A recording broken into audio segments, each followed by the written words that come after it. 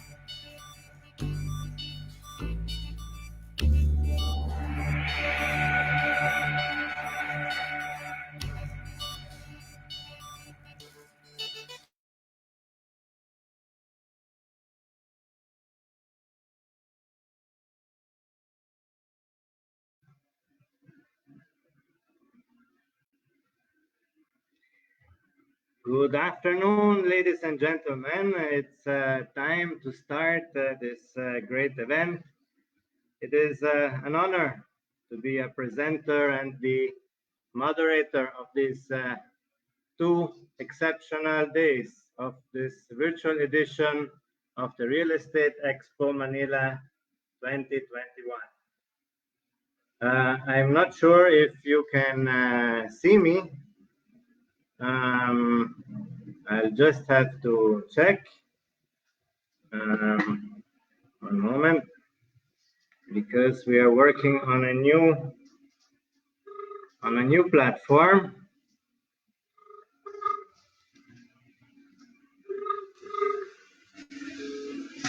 Okay, wonderful.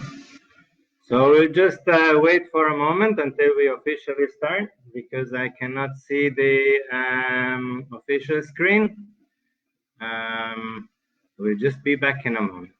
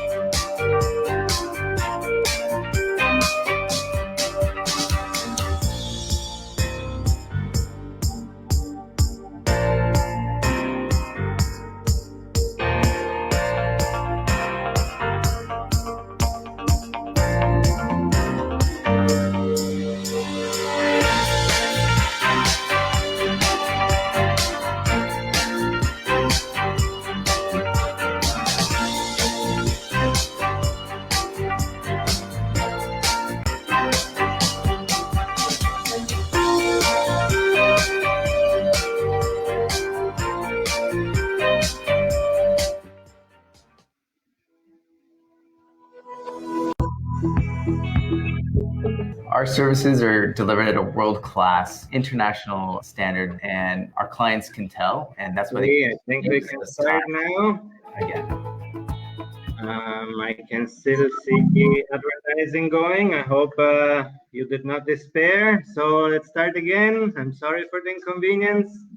Good afternoon, ladies and gentlemen. It is an honor to be a presenter and the moderator of these two exceptional days for the Real Estate Expo Manila 2021 conference. I would like to thank the organizers for giving the infrastructure and construction focus group the opportunity to co-present this important yearly event. So to give you a little background, I'll share my screen now so you will understand who we are and what we are all about. There we go.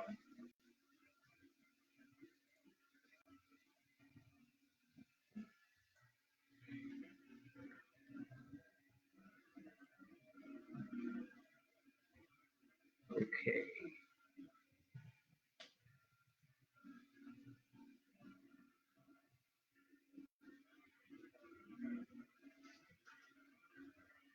Okay, so I guess you can see, so the infrastructure and construction focus group was launched in 2017 to foster business relationships between Filipino and international companies in the construction sector. We promote the development of the Philippine construction and real estate industry and its related services by creating opportunities for business.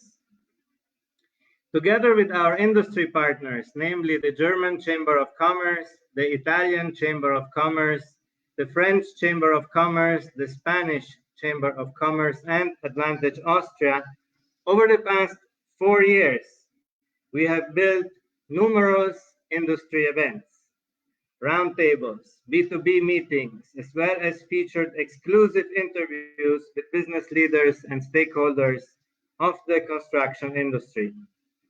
We also help several developers and real estate companies with their public relations and their communications. ICFG definitely means business. Now, I don't know about you, but what happened 18 months ago with COVID sweeping our communities and spreading panic, anxiety, disruption, despair, and uncertainty? We have really seen difficult times in general. We've seen the shutdown of entire economies, the loss of millions of jobs in many industries, and this has raised serious questions about the sustainability of our social economic system altogether. At the same time, this past year has accelerated existing trends and rewarded companies who had invested in the digital economy and have been at the forefront of sustainable business models.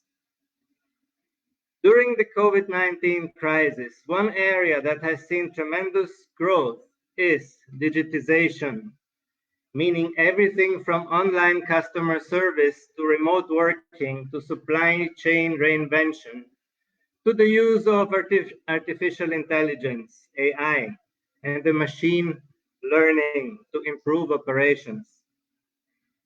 Digitally enable productivity gains, accelerate the fourth industrial revolution. That's a concept you have heard probably many times, which basically means the Internet of Things. And there is no going back.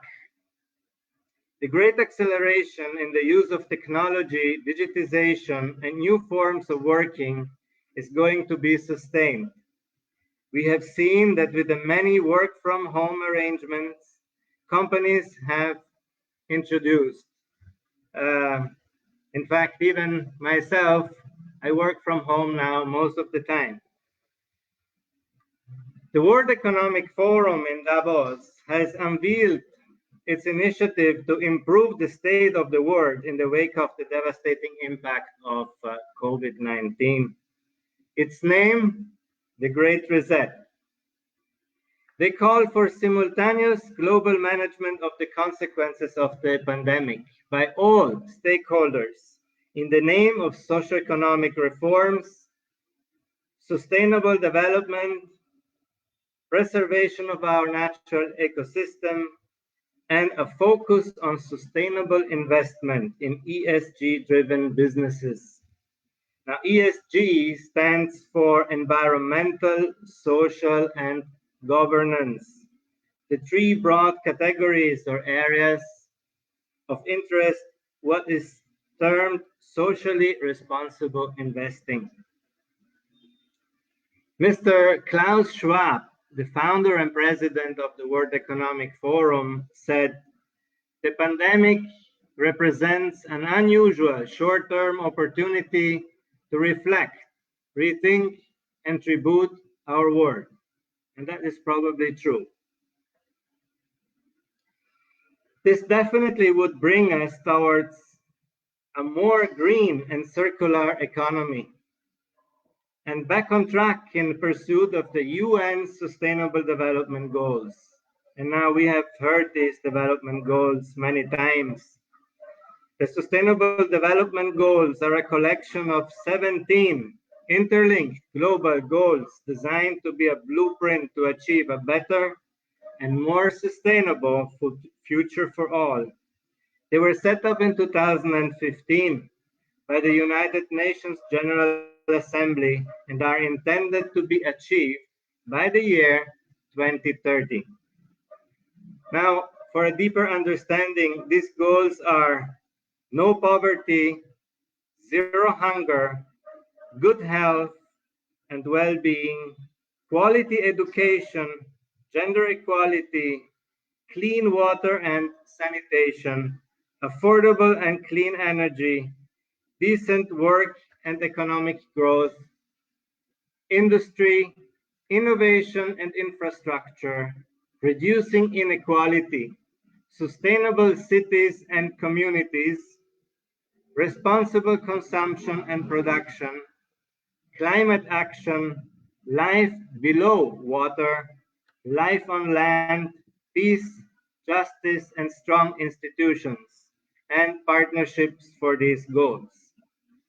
So there is undoubtedly a renewed awareness about the importance of sustainability of our interactions with nature, the preservation of the environment, and the green or a greener economy.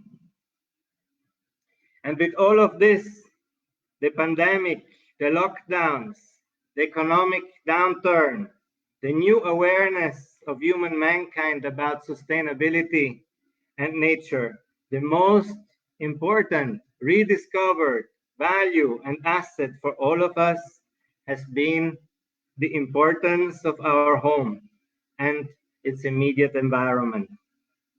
The only place where we feel safe, protected, and secure. That is our most important asset in our life, other, of course, than our health. And this is what I want to launch for this event, this awareness for our real estate assets, especially our homes.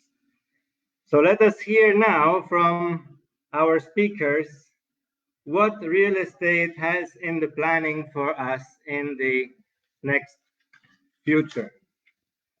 So our first speaker will be Mr. Kenneth Stern. He graduated with a master's degree in international business management at Macquarie University, Australia. And he has a bachelor's degree in business administration and finance at Boston University. He is the CEO of Lamudi Group Philippines, presenter and researcher in Bloomberg, and a former country manager of Remax Philippines. Kenneth has experienced 10 years of leadership in the United States and Australia and the Philippines, specializing in real estate sales, prop tech, capital markets, and franchising. Ladies and gentlemen, Kenneth Stern.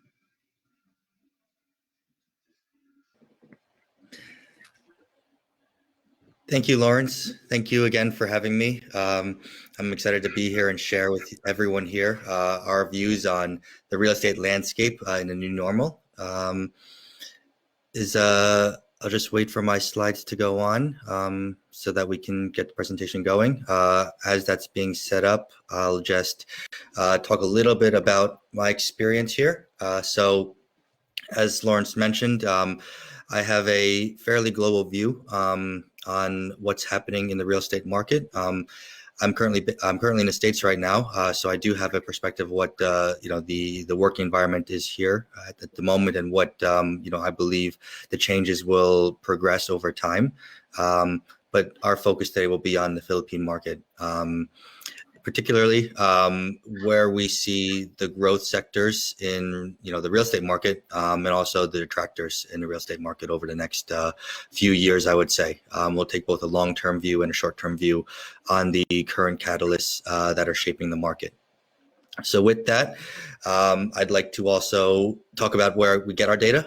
So our data is from the lamudi.com.ph website. So we do track real time and live hundreds of thousands of data points every day. This is coming directly from property seekers. It's also coming from real estate brokers and developers. So what we present to you today is an accurate shot of what the marketplace is like in the Philippines at the moment.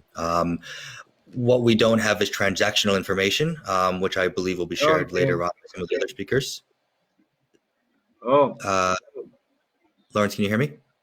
See. Hello? So, okay. What we have here is a transaction. What we don't have is transactional information, which I think will be shared by some of the other speakers later on today.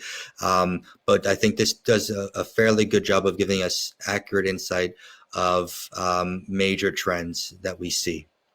So, next slide, please.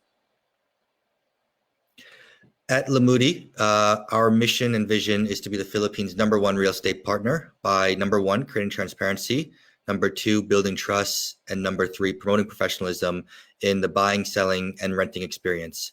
Our success is helping others find their dream property online. So at Lamudi Philippines, what we do is we connect people. We connect buyers to sellers. We connect renters to lessors. We help people find that dream property, and we are completely a tech company, online based. So how we operate, I think, is relevant in today's current atmosphere.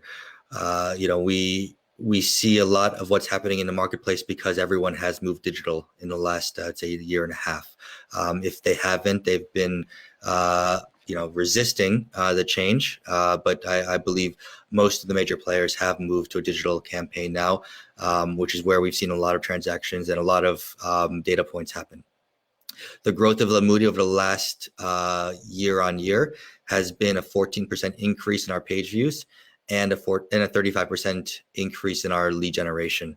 So when looking at are people moving online to find renters, buyers, property seekers, the answer would be, I believe, yes, because we have seen growth in our platform in double digits, year-on-year growth, which would allude to there is more activity, more traffic, more increase happening online than ever before.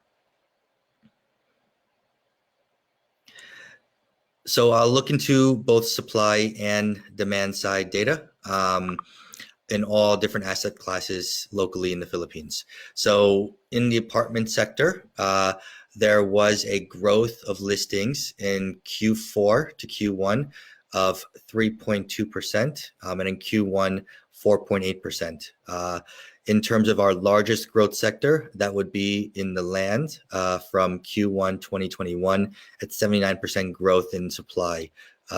So more people uploading land for sale. This is largely in the provincial area where people can look to find, I think, better deals, under market property listings, which we have seen a large growth of in the last year on year. In terms of the condo market, fairly steady growth in Q1 2021 at 5%, and in the commercial sector, 12% growth in Q1. So all across the board, across all asset sets, there has been growth. Largest growth of supply is coming from the landed asset class. In terms of total price point, so we did see the largest increase by far in the affordable market. So that was an increase of roughly 361% in Q1 of 2021. That is a huge increase in supply. And I think that's largely due to cater to some of the trends that we have been seeing as well. People looking to find better opportunities for themselves. As Lawrence mentioned in his intro, people are now working from home. People are no longer considering commute to the work as a factor in what they what they choose as their primary home as in residence. So the affordable sector, I think probably over the last decade or so have been prioritizing commuting, being close to work location, whereas now they're prioritizing comfort. They're prioritizing family, place to work from home. So that affordable market has seen a lot of transactions and a lot of activity over the last year. There has been growth in the other sectors as well. So 27% Q4 in the 4.6 to 6 million range. In Q1, we saw 20% growth in the 9 to 12 million range. And probably our most resilient sector, the high-end market, we saw a stable increase of 10% in Q1 2020, but also a 7% decrease in Q4. I think that alludes to the holding power, less supply becoming available in the market, mainly due to probably holding out until the market corrects itself. But in general, I would say the strongest or most resilient would still be the high-end sector locally in the Philippines. In terms of the growth of leads for listings available on sale, so this is looking at how many leads are coming into the different asset classes. We saw an increase of 40% in Q1 of 2021 in the apartment sector. So these would be your smaller buildings that have apartments or older buildings for apartments, your dwellings that are shared, and also fringe locations. In terms of houses, steady growth at 12% in Q1, land 7% growth in Q1. The condominium market, so these would be your single 1-bedroom, 2 bedrooms, or 3-bedroom condos within the metro or in the provinces. We did see a 36% growth in Q1 of 2021. And commercially, there was a spike, I would say, in Q1 2021 of 68%, coming from a fairly large detractor at 52% in Q4 2020. So I think optimism in the market of the return to office sector, also people capitalizing on retail, understanding that the work from home setup or the retail setup won't be changing over the next, let's say, year or so, taking opportunity of those retail spaces and commercial spaces at a discount or as a under market value opportunity. So we did see that in Q1, people were optimistic in the commercial sector. In terms of the buying versus rental distribution, in terms of property type and leads, so the buying side definitely came in terms of the land, whereas on the rental side, more on the apartments. So those were the two most skewed data points that we saw. Fairly good mix, I would say, between commercial, condo, and house and lot. House and lot favoring majority on the buying side, even mix on the condo side, and slightly favoring the rental side on the commercial, which is a trend that we've seen pre-pandemic as well. So these have been fairly aligned with what we've seen in the past as well.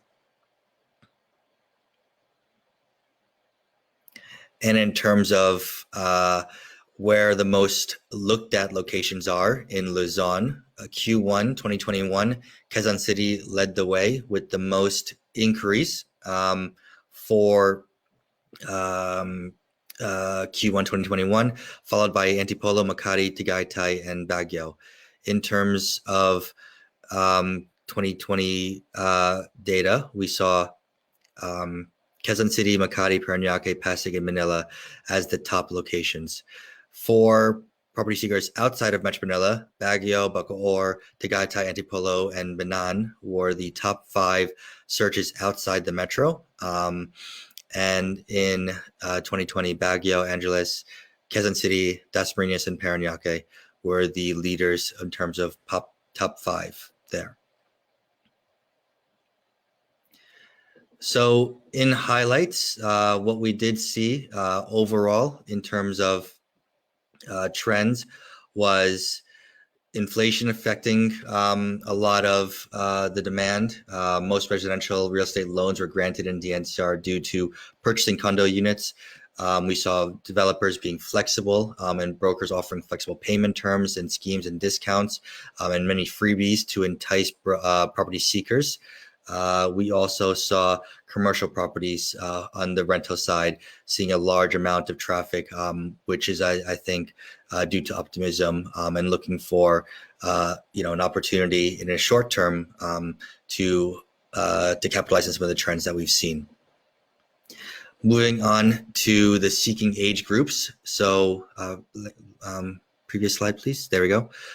In terms of where we see the demand, so the breakdown goes to 34% in the 45 to 54 range, 30% in 35 to 44, 15% in 25 to 34, 18 to 24 at 13%, 65 and up at 2%, and 55 to 64 2%. So main highlights I want to focus on here is those age bracket between 18 and 24 led the growth in condominium page views in Q1 2020, which I think alludes to the fact that the younger demographic are interested in finding their own place, looking for real estate opportunities, whether it's short-term or investment, which I'll talk about later on. I think that they are looking for opportunities. In terms of the 45 to 50-year-old bracket, that was the highest growth in Q1 2021 at 34%. This shift, I think, was provoked or driven by the remote from home and schooling environment for kids in that age group or that age group's children. So this particular age group was looking for a more permanent situation, as we talked about earlier. That work from home setup won't be changing anytime soon. So we are seeing a lot of interest and a lot of traffic at that older demographic of 45 to 54. In terms of the fringe cities, that continues to grow in terms of interest. So Valenzuela, Pateros, Marikina, and Caloocan all seeing leads increase.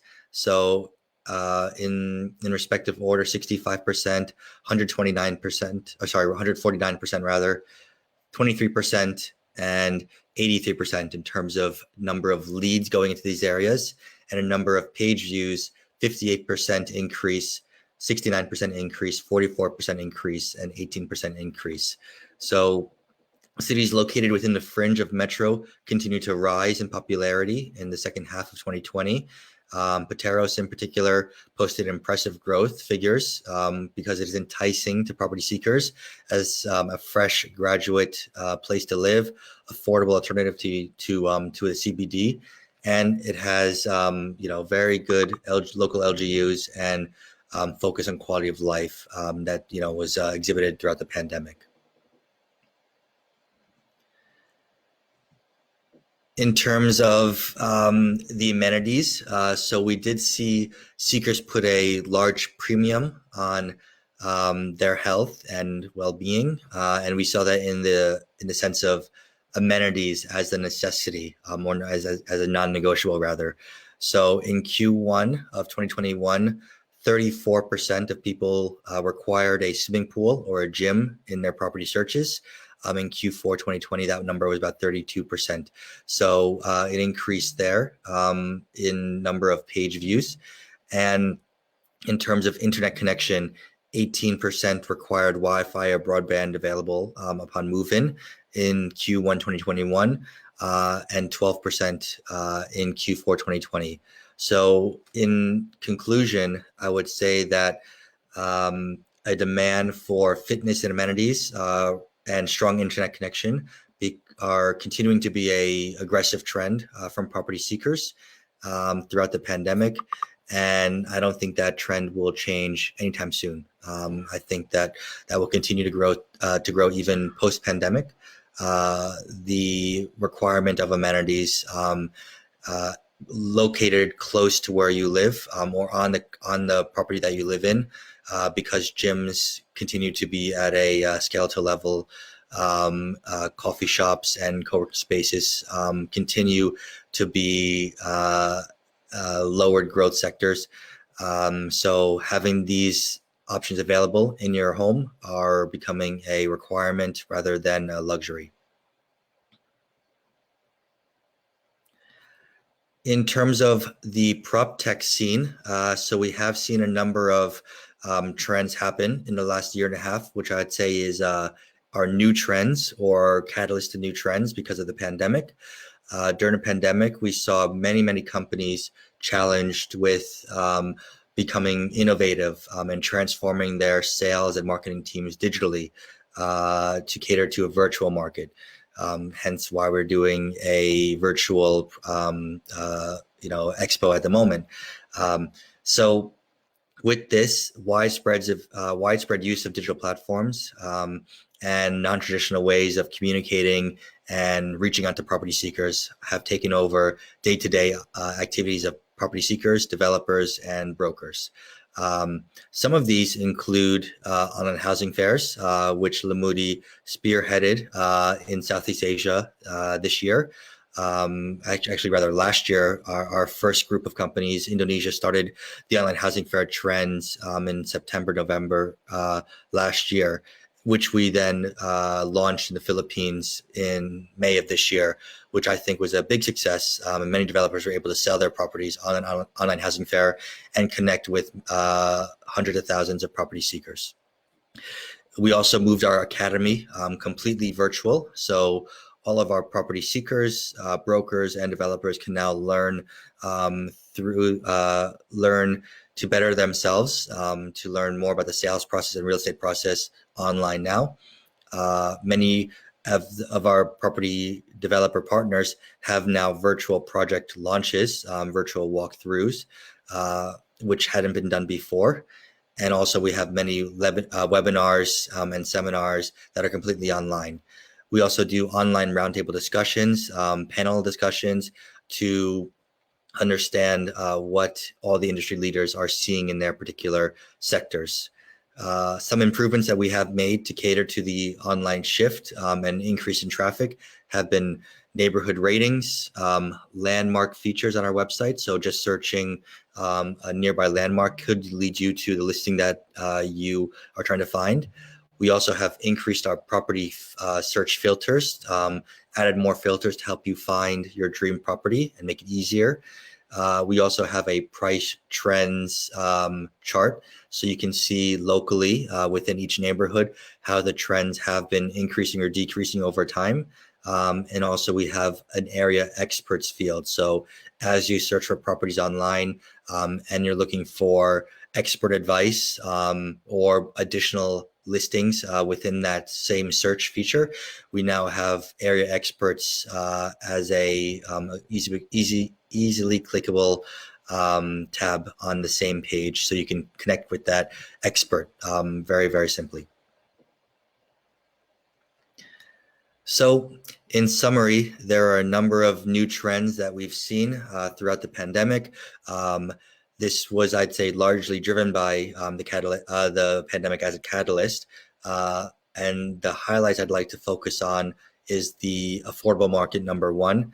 affordable market, moving to looking at purchases, stability, long-term investment, and we have seen a significant increase in supply in Q1 on the Lamudi side in this sector particularly. That was that 450 price point that I had talked about earlier. One of the largest increases we've ever seen in any particular asset class, or rather price point, happened at this time. And I think that's largely driven by people in that sector looking to make a permanent change for themselves, focusing on a work from home environment, focusing on lasting trends.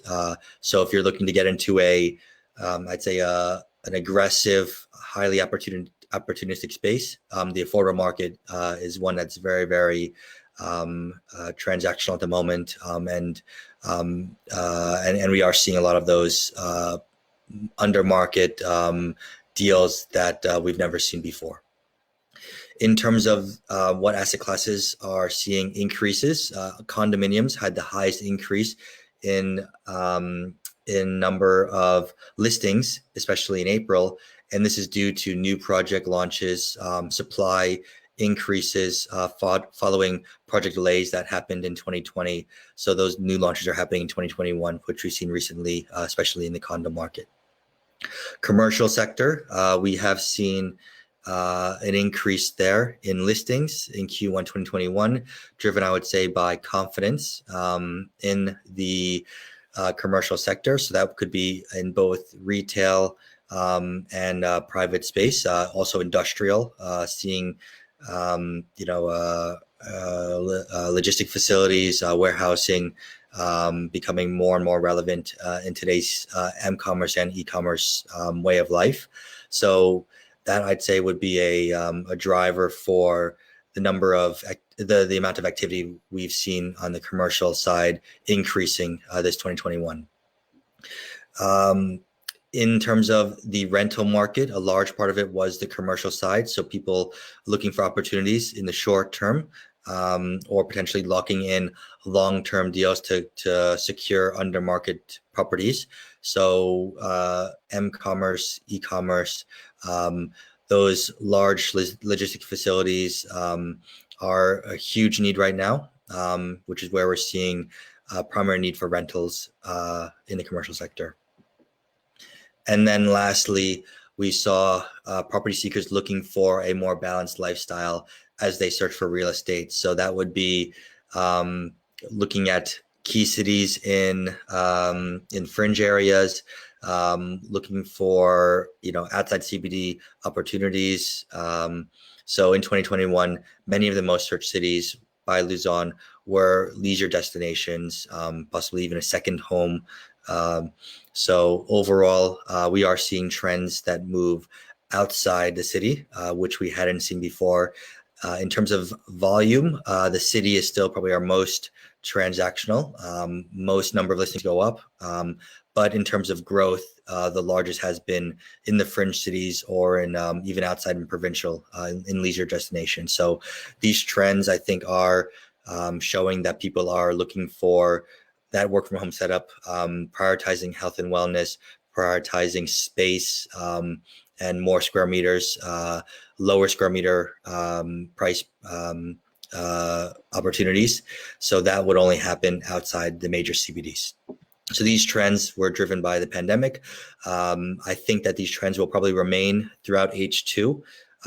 Mass vaccination still no clarity on when that's going to happen. I think optimistically we can say maybe later this year, at least in the private sector. I think many companies are looking to take advantage of that, at least maybe mid to end Q3. And the government LGUs are opening up opportunity for vaccination sites in the local LGUs, but mass vaccination and herd immunity, probably looking at potentially Q1 next year as maybe a starting point, hopefully.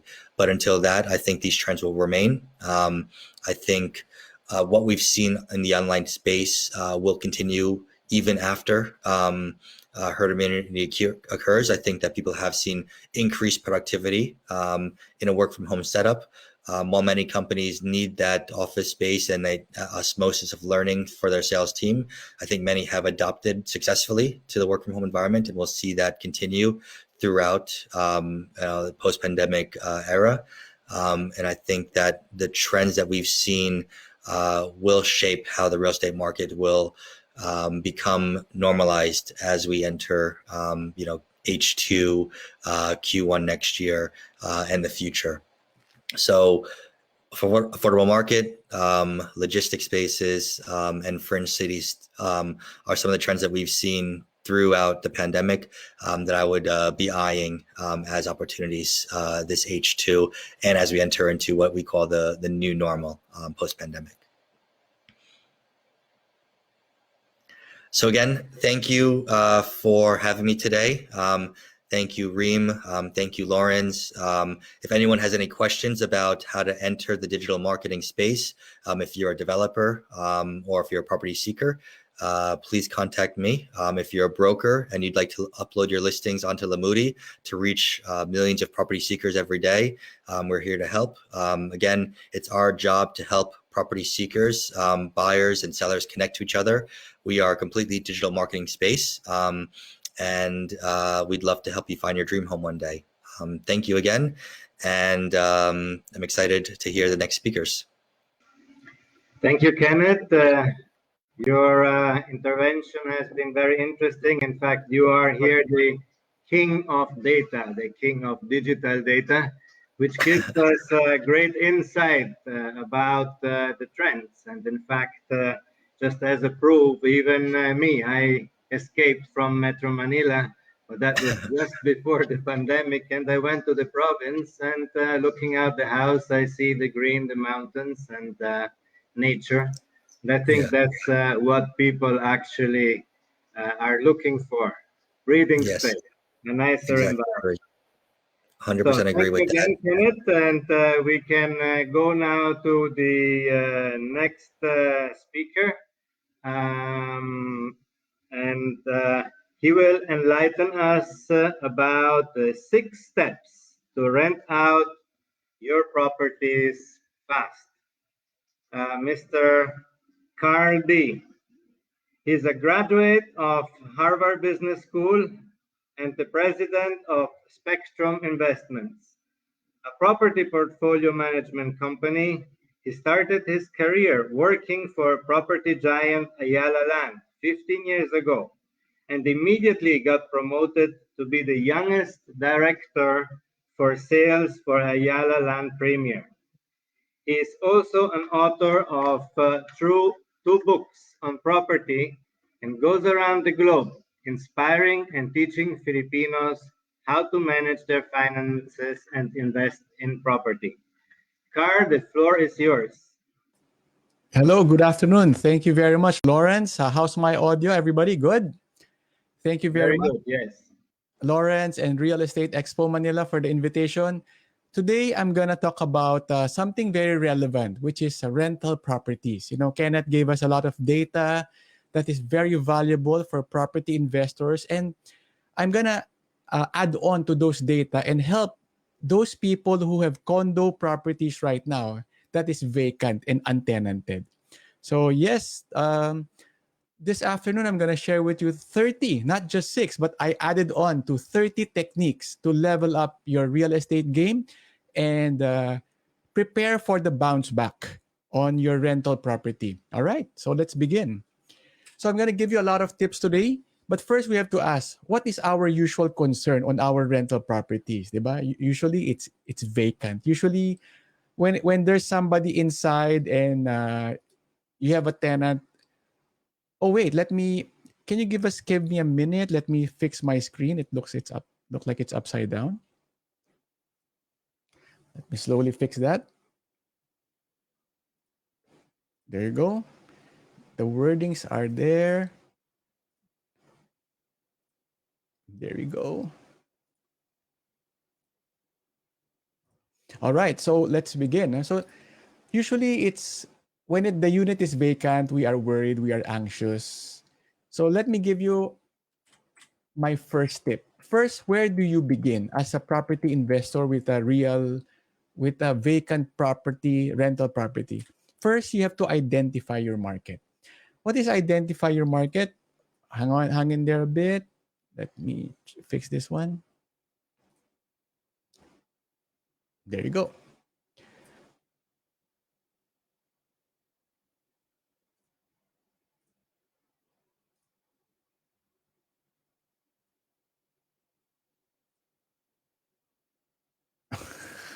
First, you have to identify your market. Who is your target renter? Is it a student? Is it a worker? Is it an expat? Is it a construction worker, a BPO worker? These are all different market segments in your rental property. So number one is for you to identify your target market. You know, guys, help me read aloud because there's a Harvard study that people who read aloud will retire young and retire rich. Number two, study your neighborhood. Is my screen in the right position? Let me do it one last time. Okay. Number two is for you to study your neighborhood. Is your neighborhood upscale? Is your neighborhood a working class? Is it an expat market? So it's very important that you know where your property stand. Yeah. Number three tip is to know your product. Is your product something that is suitable for a long-term rental market? Is it for a family? Is it for a junior executive expat? Is it for a local market?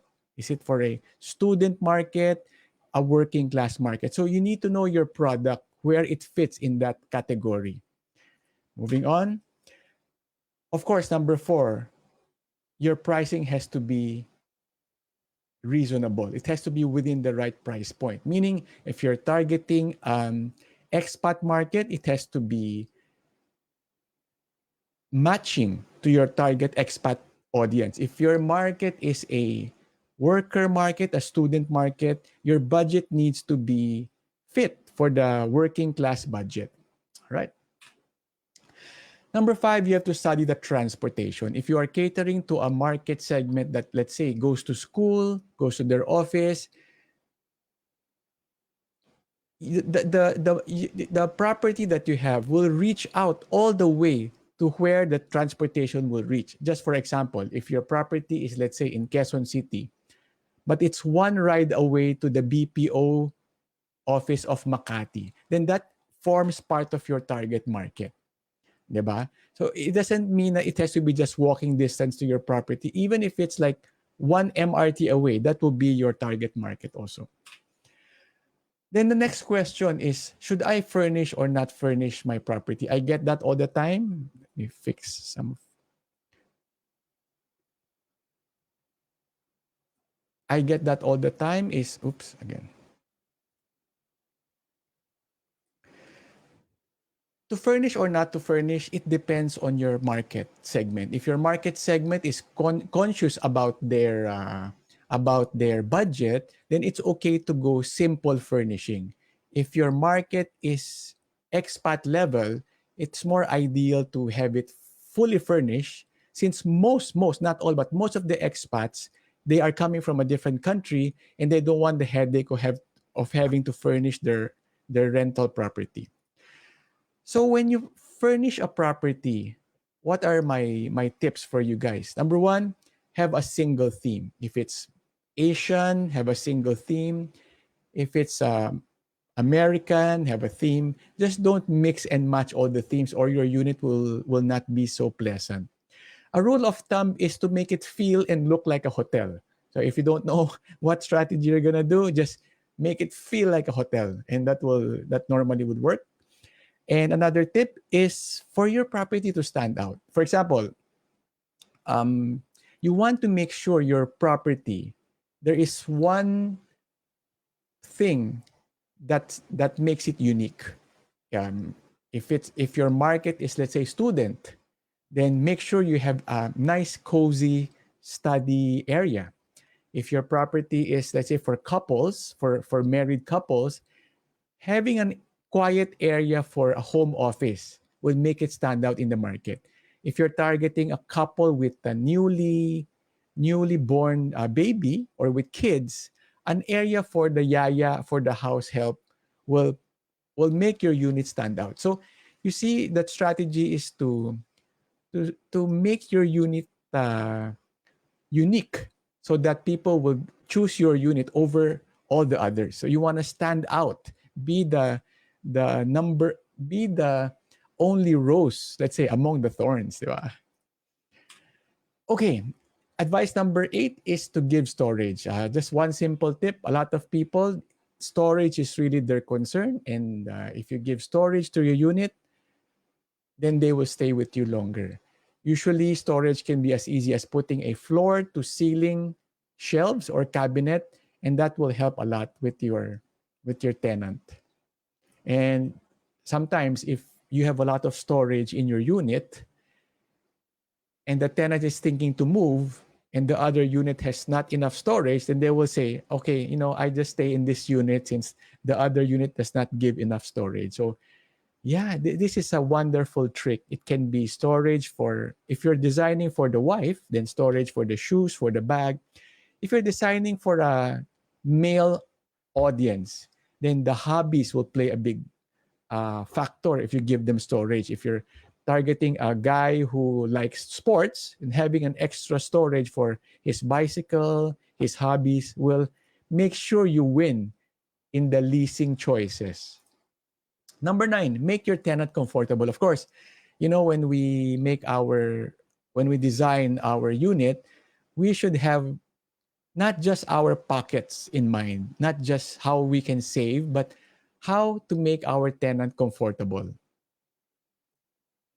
Always think about your tenant, because he is your paying customer. You want to make sure your paying customer stays with you, he is happy, and he continuously give you the golden eggs every month. Don't buy cheap furniture. Tip number 10. Sometimes we are tempted to be cost conscious, but if you buy cheap furniture, it will just break. You will have to go in and fix it. If it doesn't break, it looks old easily, and after a while, it looks outdated. Then you have to spend another money to buy again new furniture. So just buy something decent but of good quality. Oh, by the way, to all the viewers out here of Real Estate Expo Manila, I just want to share with you that I'm giving away this book, 6 Steps to Renting Out Your Condo. It's complimentary for everybody in this group. Just go to Facebook, look for Creating Wealth Real Estate, Carl D, and the group will come out. Once you're inside the group, there will be a link to let you download this ebook on how to rent out your property. All right, moving along. After you've renovated your unit, after you've identified your target market, the next step would be to, of course, market your unit. You don't want to miss step number 1. You don't want to miss step number 2. And you definitely don't want to miss step number 3, because no matter how beautiful, how well renovated your unit is, if it's not advertised out in the market, it won't get inquiries. So that's where Kenneth comes in, Lamudi. Make sure if you have a rental property, it's posted in Lamudi so you get a lot of eyeballs. So how do you start advertising your unit? Diba? Number 11 tip is, of course, take beautiful photos. If you have a unit worth millions, at least make the effort to take beautiful photos. All right, number 12 tip is to create a sales pitch. If you share your property with the brokers or post it in Lamudi, you want to make sure there is a nice sales pitch, a catchy, interesting sales pitch, like 2-bedroom with home office, ready to occupy in this tower overlooking the views of the mountain. Diba? If it's on a high floor. Or cheapest in the market, ready to move in, small studio for student in this building. Create a sales pitch. Or it's a 3-bedroom house with swimming pool and home gym, ready for lease to a couple who's looking for more space, comparing it to a condo. So that's a sales pitch. No? So are you guys learning? And number 13 will be advertise in social media. Of course, Right now, if you have a property that's for rent, you have to maximize social media. This can go from Facebook to Viber groups to Viber community to Carousel and of course Lamudi. So advertise. Make sure. I've seen a lot of owners with their property after renovating it. It's just there in their in their computers. It's not properly advertised, so they get very low inquiries.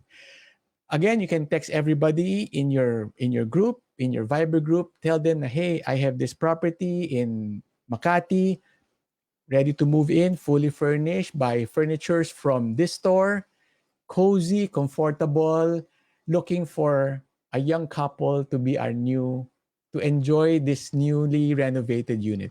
So text it to everybody in your circle. Don't be shy because people need to know. And once they read your text, they meet somebody down the road, they say, oh yeah, I remember my friend letting me know na he has this property that's ready for occupancy. Of course, don't forget the sales pitch. Don't just say two-bedroom condo for rent. It's not exciting. Moving on, number 15, of course, there's Facebook Marketplace. Right now, we have a lot of eyeballs in the Facebook Marketplace. Make sure you post there. Number 16 tip is direct mailer. You know, some might say na, Carl, that's old school, direct mailer flyer. Yes, that is old school. That doesn't reach a lot of eyeballs, except if your target market is something specific.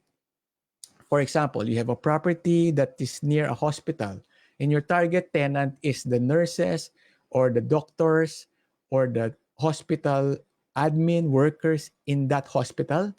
Then you make a direct mailer to the hospital HR and tell them, hey, this is my unit. These are some photos. It's a two-bedroom unit and we are looking for a couple or a doctor who might want to rent this property. So that's where the direct mailer come in.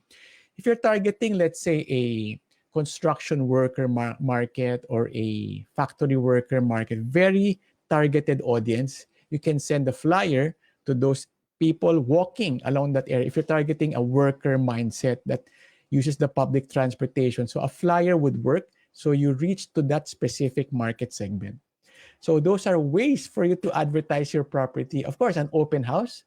What is an open house, Carl? An open house is when you advertise and say, hey, on July 20 and 21, my unit will be open. Please just come so you can see it.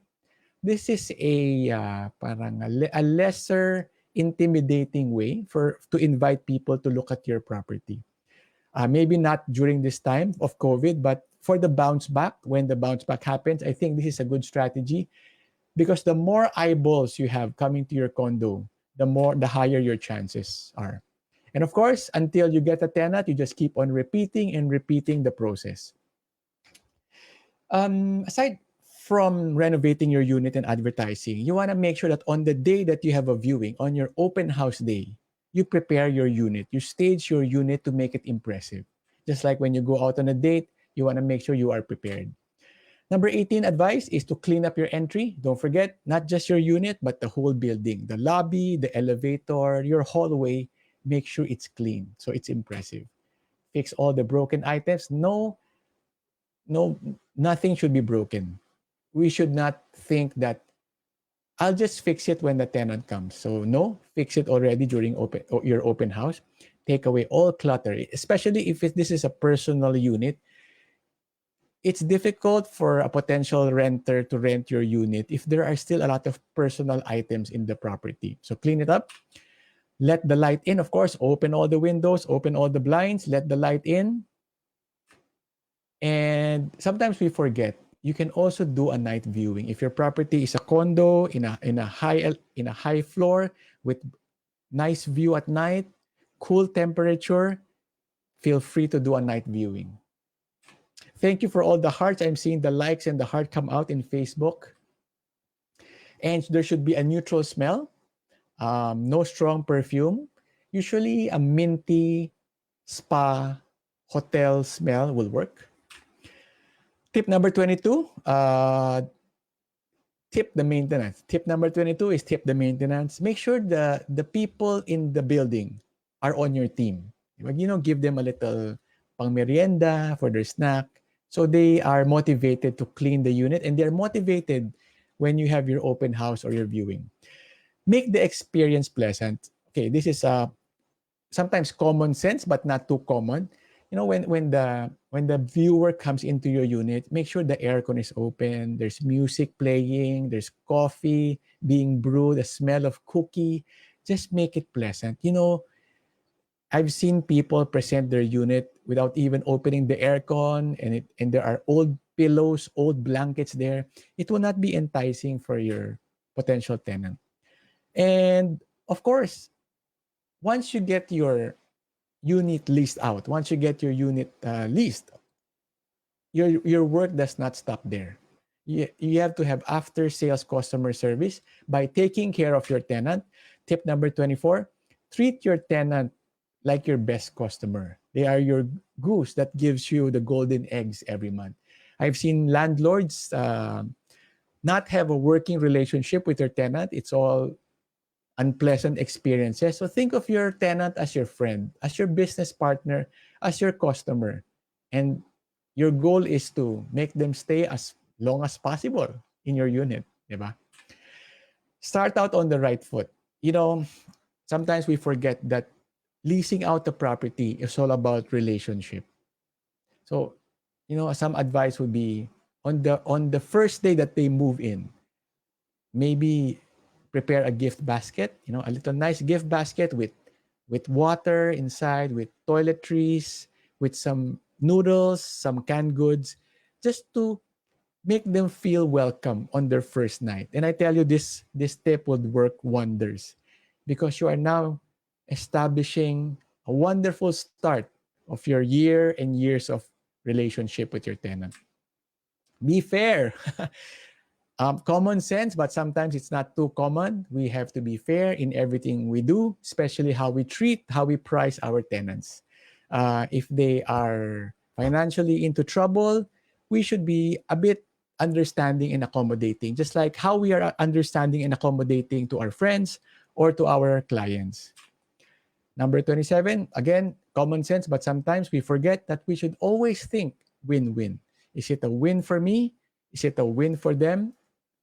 And that's how we build a long-lasting relationship with our tenants. And that's how you grow your rental portfolio, by always having win-win partnership with your tenants.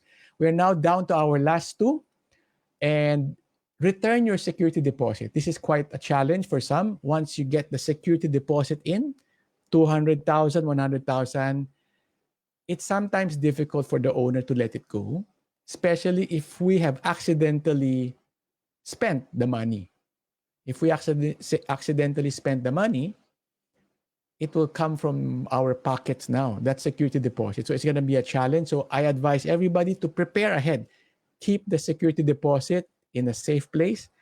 Do not mix it with your personal funds, so that when your tenant is ready to go and all the Meralco and water bills are paid, we have to return the deposit because they are expecting it. Just like how we are expecting our deposits to be returned if we are the one renting. Think long term. We want to keep our tenants happy, and we want to keep our tenants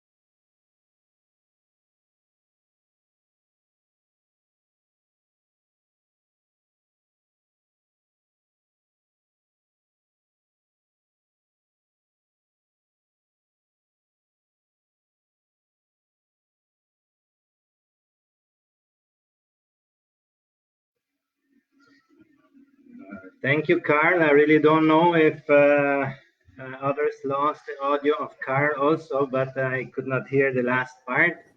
I would like to thank you for these great tips that you have given.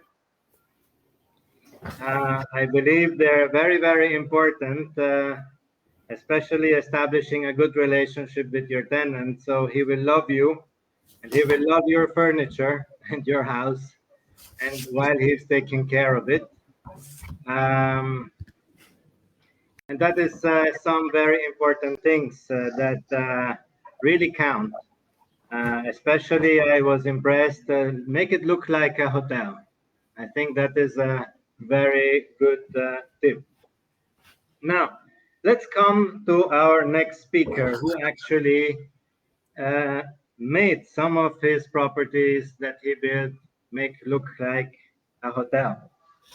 Introducing architect Romolo Nati. He is the chairman and CEO of Italpinas Development Corporation. He will enlighten us on his topic, green building and sustainability in real estate.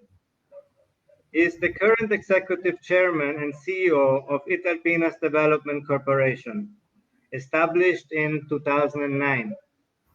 The company specializes in designing and developing sustainable buildings in emerging cities of the Philippines. He also is the vice chairman of the renewable energy company Constellation Energy Corporation. The company focuses on financing and developing renewable energy projects across the Philippines. Another thing, he is also a thought leader for green living and sustainable development.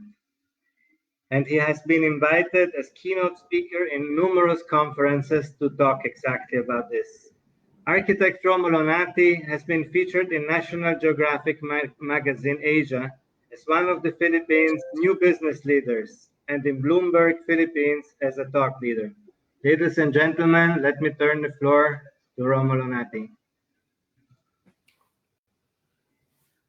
Good afternoon, everyone. Thank you, Lawrence, for the great introduction, and thank you to the organizer for inviting me to share the work we have done with the IDC.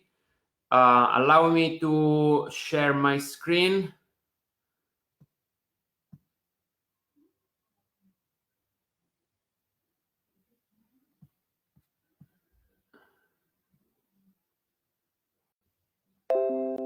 Okay, you should see now. No, you need to select the right screen to share. Yes, correct. Yeah. Okay, just a moment. Okay. So let me introduce IDC, Italpinas Development Corporation, the company I founded and I ran together with my partner. From the very beginning, from 2009, we focus on design and sustainability in emerging cities in the Philippines. All our projects are green and they are rated green by EDGE, which is the green rating system developed by IFC, which is part of the World Bank group of companies. Even if the company is pretty young, we have been able to secure several awards for our projects. And as Lawrence mentioned, we also have been featured, myself and my partner, in National Geographic Asia back in 2014 for our innovation in real estate. Just a few words about myself. I am an architect by education, and I also been working as an architect in Italy, Europe mainly. And my partner, Giorgio Leviste, who is a lawyer by education, he studied in the Philippines and in Australia. The unique value propositions of our company are pretty clear. We are committed to deliver green buildings using passive green design strategies, and later on I will show how those strategies work. We are from the very beginning focusing on emerging cities in the Philippines, and we are targeting the fast rising middle class in the country. So just let me spend a few words about the passive green design strategies and how do they work. In short, what we do, we gather data, climate data, about the place where buildings will be developed, data such as wind speed, wind direction, sun path, raining, temperature, and so on. We integrated this data using parametric software, software that can be bought off the shelf. And we come up with a 3D model, which is considered to be the best solution given the requirement that we give to the software. This is, for example, some slide that shows this data gathering that we do. This was for a project in Cagayan de Oro. As you can see here, we have on the left upper part of the slide, this is the wind speed and direction. These are temperature during the entire year, and this is the sun path. All these elements are extremely important because our approach to architecture and real estate development is based on one very clear assumption, which is that a building is like a natural structure that needs to live in harmony with the environment where it's going to be built. So like a plant, you will never see, I don't know, a palm in Alaska, you know, because the organism is designed by nature to flourish in a certain particular environment with certain particular condition. From our point of view, architecture and building is the same. This is a short video that can give you the idea how our design process starts. This is a simulation that we were doing for a project that is now under construction in Batangas. First video shows how we choose the location of towers in such a way that we can enhance natural light, but reduce the shadow of every building on another building. This is instead the behavior of buildings with the wind. We want to increase natural wind, natural ventilation when the wind has a normal regular speed, and we want to reduce damages in case we have typhoons. The last short video, it's an analysis that we do in order to have natural light inside, but at the same time not to have too much increase of temperature inside. So this software can help us to compute the louvers, number of louvers, and dimension and size, so that we can have shading inside. So what we want is indirect light inside the units. Why are we interested in emerging cities in the Philippines since 2009? This is a short video, a short history of the internal migration in the Philippines, which, by the way, is a trend that happened in many countries, including my original country, which is Italy, back in the 50s, also in Italy, actually earlier.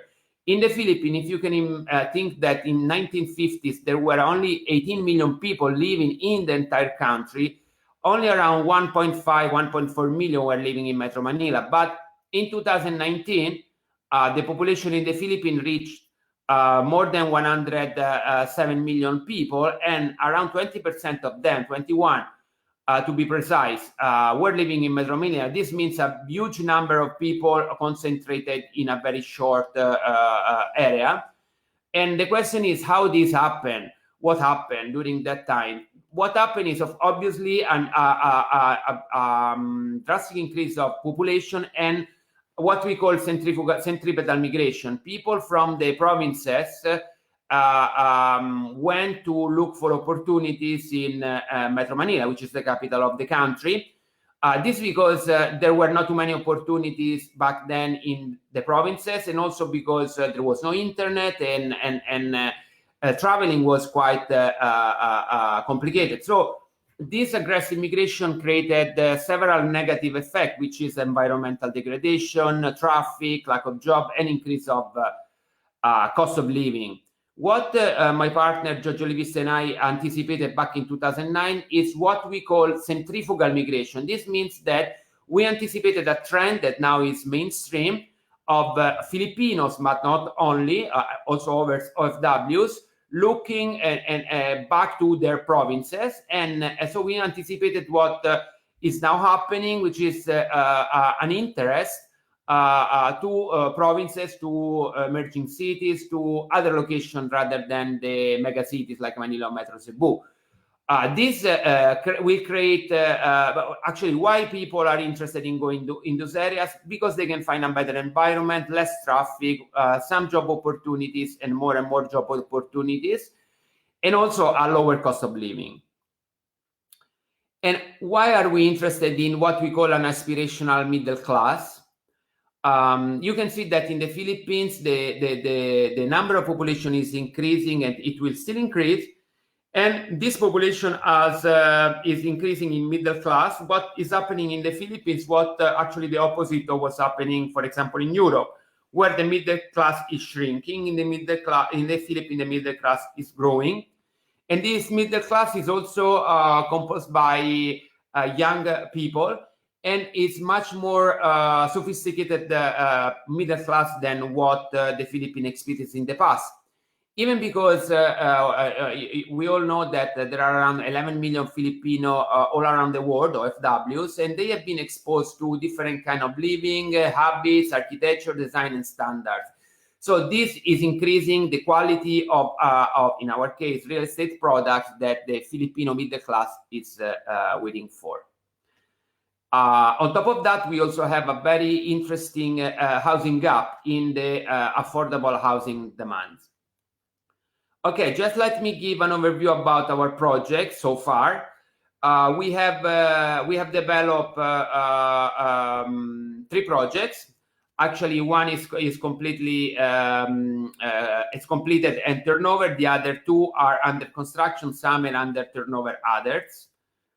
So the first project that was awarded at the Asia Pacific Property Award was called Primavera Residences in Cagayan de Oro. We have chosen to go as first project for IDC in Mindanao, which is an island that I find extremely interesting because it's plenty of opportunities and it's one of the richest in terms of natural resources island in the world. Cagayan de Oro is considered the hub of northern Mindanao. So it's a gate to Mindanao and a gate from Mindanao to the Visayas and then Luzon. We are located uptown, so in an area that is not going to be flooded because Cagayan has experience in the recent past, flooding, above all during the rainy season, obviously. This is the project complete.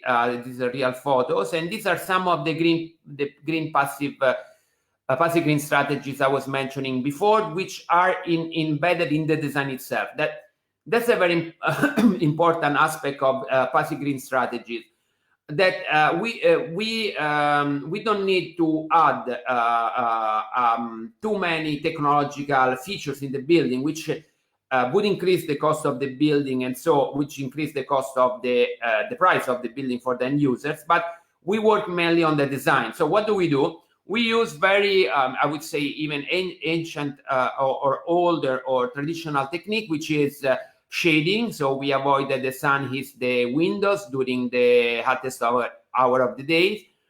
And so also we increase natural ventilation, creating cross ventilation. So in all units that we build, there is, for the wind, the possibility to enter from one side and exit from the other side. We also increase this natural ventilation through the designing and creation of vertical chimney, we call it, which is the void that goes all through the building, so that the hot air goes up and it sucks the cold air. Also, we add the photovoltaic panels on the rooftop. These are so all these cantilever and boxes that you see have the purpose of shading the facade in the hottest hour of the day. We also produce solar renewable energy through solar panel, photovoltaic panels. This power is given to the condo corp so that the unit owners not only have a saving in power bill because they use less aircon, because the temperature is maintained lower thanks to the feature I just explained, but they also have a lower power bill in their condo units, in their condo use, because a portion of the power used in the common areas is produced by the solar panels located on the rooftop. So this is an instantaneous way of letting clients to save on their power bills and maintenance costs. These are still some actual photos. You can see that the pool is located at the third floor where the air comes inside. And this is the bottom part of the, we call it the void, the natural chimney in the side of the building. These are some photos of the building inside the ongoing project. Due to the success of Primavera Residences in Cagayan, we decided to go to create a new project which is called Primavera City, just beside Primavera Residences. Also, this project has been awarded by the Asia Pacific Property Award as the best mixed-use building in the Philippines in 2017. Located in the same area, the project is much bigger than Primavera Residences. Is at the moment under construction. We divided in 4 phases, mixed-use building, and this is a short video.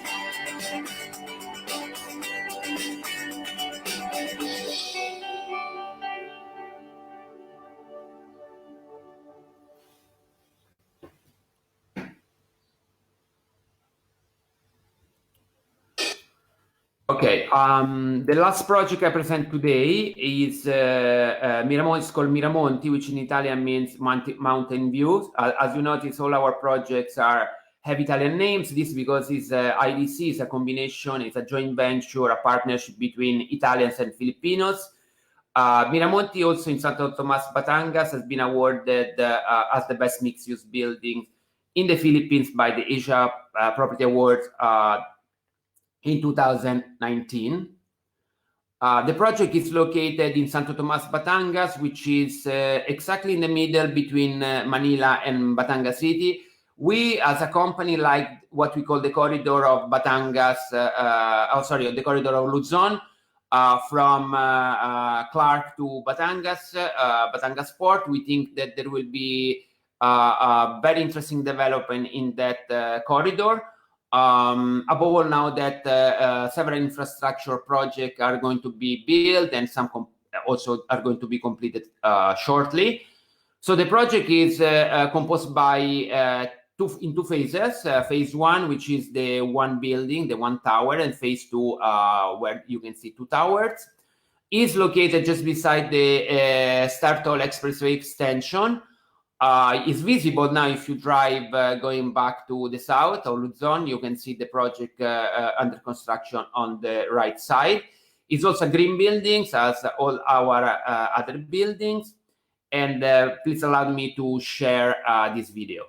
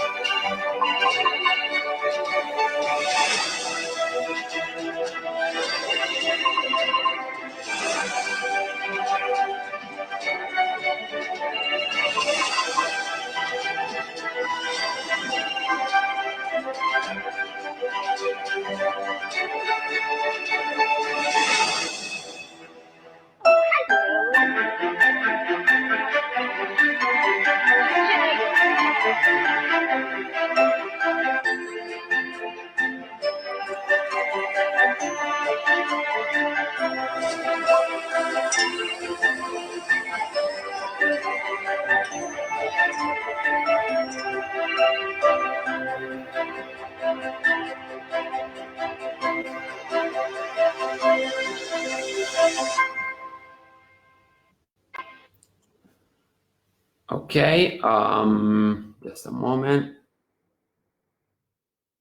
Okay, so just before I end my presentation, I would like just to share a few thoughts about the period we are living in for real estate developers, and everyone is involved in real estate in one way or another one. I think that we have a great opportunity after this COVID period, even if the COVID is not yet finished, unfortunately, but I think the Philippines is in the right track to end the pandemic, and we have been quite lucky, I think, in the sector of real estate, because it has been the one less affected by the pandemic, and I think we all have also the chance to improve our back office operation and to rethink our business. I also would like I also experienced a lot of activities and online events like this one, and I think these kind of events are extremely important to share ideas and so grow together in this environment. So again, I would like to thank Rem for inviting me, Lawrence for the nice introduction, and please visit our booth if you have the time, and let's be in touch for future activities. Thank you very much, everyone. Thank you, Romulo, for your great presentation. We are truly impressed with your projects that are or have become a landmark in their respective cities.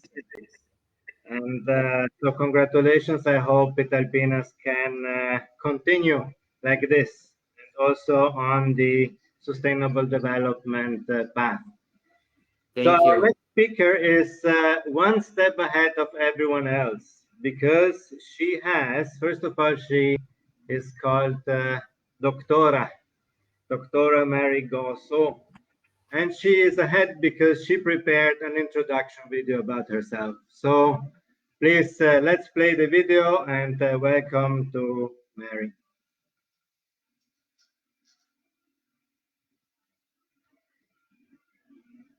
Yes, is the video starting?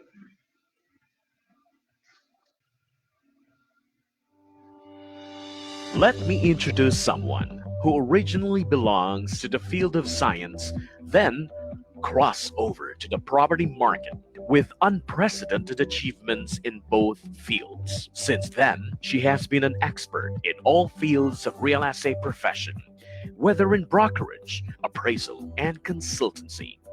It is seldom we see someone as relentless and consistent as her in getting things done and reaching greater heights of success in every endeavor she ventures in.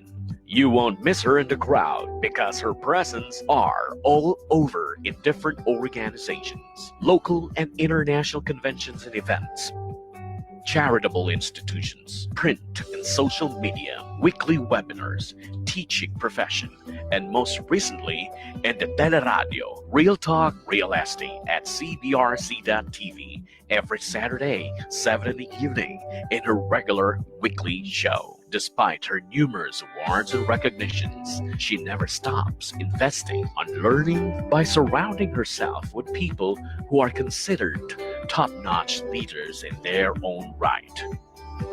Complemented with a positive energy, vibrant personality, and a generous heart, she makes sure that sharing her blessings to her family, friends, and business associates is simply being steadfastly faithful and grateful to our Lord Jesus Christ. Again, the person I'm referring holds 8 licenses. She is a licensed optometrist, licensed real estate broker, appraiser and consultant, a licensed international life coach, licensed management coach, certified international property specialist. While among her business interests and affiliations include president of her own group of companies, Rehab Real Estate Hub, My Hometown Realty Development Corporation, Tronics Master Incorporated, BGC Hostel and Hotel, Garv's Boutique Hotel, RVAS Rehab Valuation and Advisory Services, Sightsaver Optical Clinic,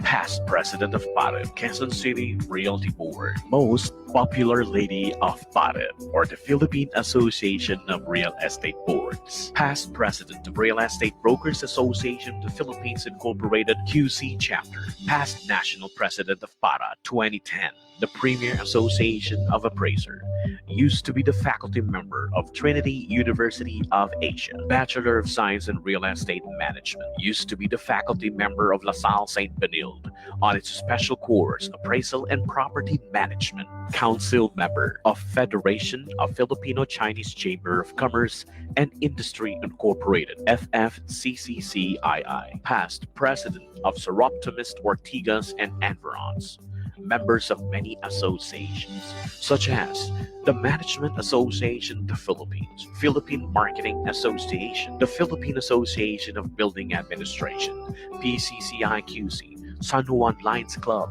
Makati Tourism Foundation, Director of Spirit-Filled Ministry for Outreaches. Her life verse, Philippians chapter 4, verse 13. I can do all things through Christ who strengthens me. Ladies and gentlemen, Dr. Mary Gao So.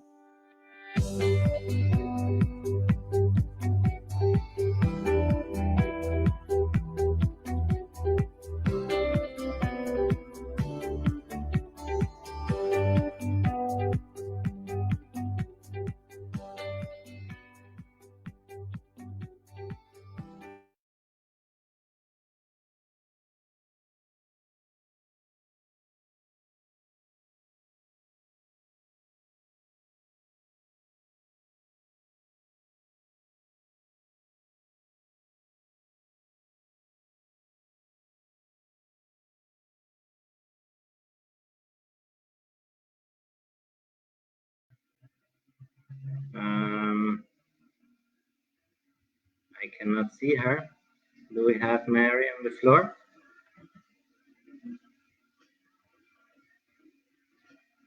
The presentation was absolutely great, and the announcement. I wonder if she lost the connection. Miles, could you give me an input on this, please? Otherwise, we may have to go to the next speaker.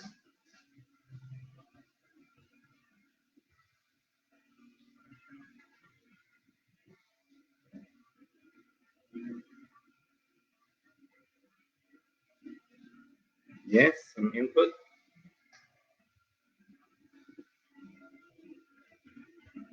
Just a moment, please.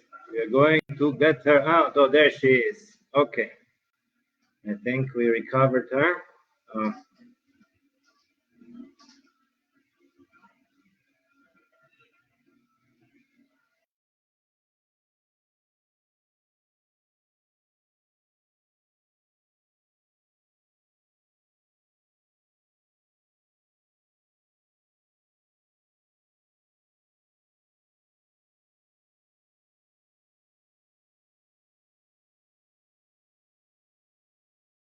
to the property market with unprecedented achievements in both fields. Since then, she has been an expert in all fields of real estate profession, whether in brokerage, appraisal, and consultancy.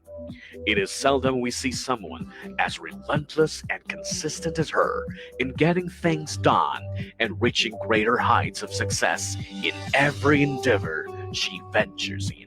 You won't miss her in the crowd because her presence are all over in different organizations, local and international conventions and events, charitable institutions, print and social media, weekly webinars, teaching profession, and most recently in the teleradio, Real Talk Real Estate at cbrc.tv every Saturday, 7 in the evening in her regular weekly show. Despite her numerous awards and recognitions, she never stops investing on learning by surrounding herself with people who are considered top-notch leaders in their own right.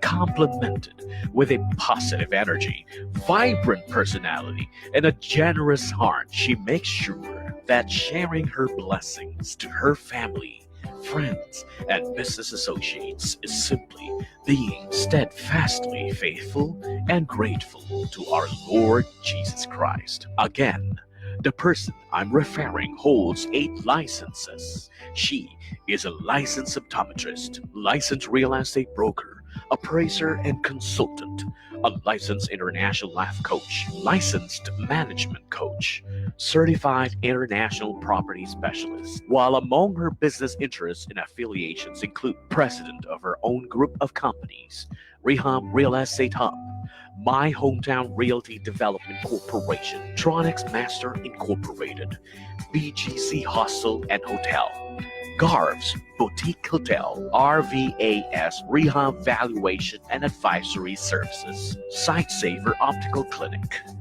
past president of PAREB, Quezon City Realty Board, most popular lady of PAREB, or the Philippine Association of Real Estate Boards, past president of Real Estate Brokers Association of the Philippines Incorporated QC Chapter, past national president of PARA 2010, the Premier Association of Appraiser, used to be the faculty member of Trinity University of Asia, Bachelor of Science in Real Estate Management, used to be the faculty member of LaSalle St. Benilde on its special course Appraisal and Property Management, council member of Federation of Filipino-Chinese Chamber of Commerce and Industry Incorporated, FFCCCII, past president of Seroptimist Ortigas and Environs, members of many associations, such as the Management Association of the Philippines, Philippine Marketing Association, the Philippine Association of Building Administration, PCCIQC, San Juan Lions Club, Makati Tourism Foundation, Director of Spirit-Filled Ministry for Outreaches. Her life verse, Philippians chapter 4, verse 13. I can do all things through Christ who strengthens me. Ladies and gentlemen, Dr. Mary Gao So.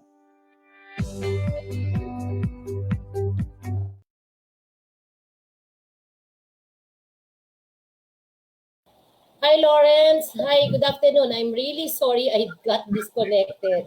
Hello, Mary. I Good was to in have right you from the now. start, and God, thank you. We made it. especially on my that.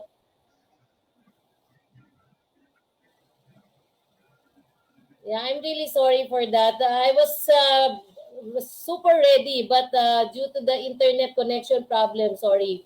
But again, good afternoon. Let me congratulate everyone, especially the organizer, my friend Mildred, and of course, Sir Lawrence for this wonderful 3 days event. And I'm sure that a lot of our viewers will learn a lot and will be happily after the end of our 3 days. So with me, this afternoon, I'm happy to represent our company, Rehab Real Estate Hub, and My Hometown Realty, together with my sister, Miss Margaret Gao, who is also watching us. And of course, for the topic assigned to me, I'm given 25 minutes and 1 hour. No joke only. 25 minutes to discuss about property management. Actually, property management is very close to my heart.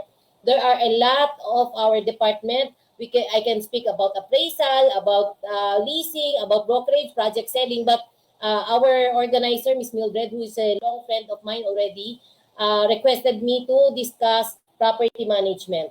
And for my slide, okay, let me just, am I clear so far?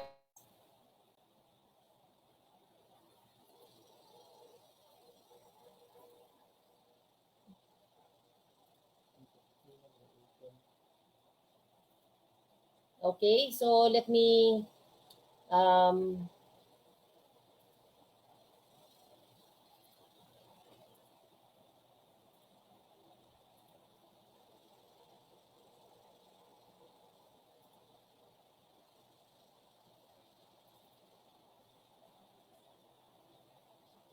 let me just discuss property management in the new normal.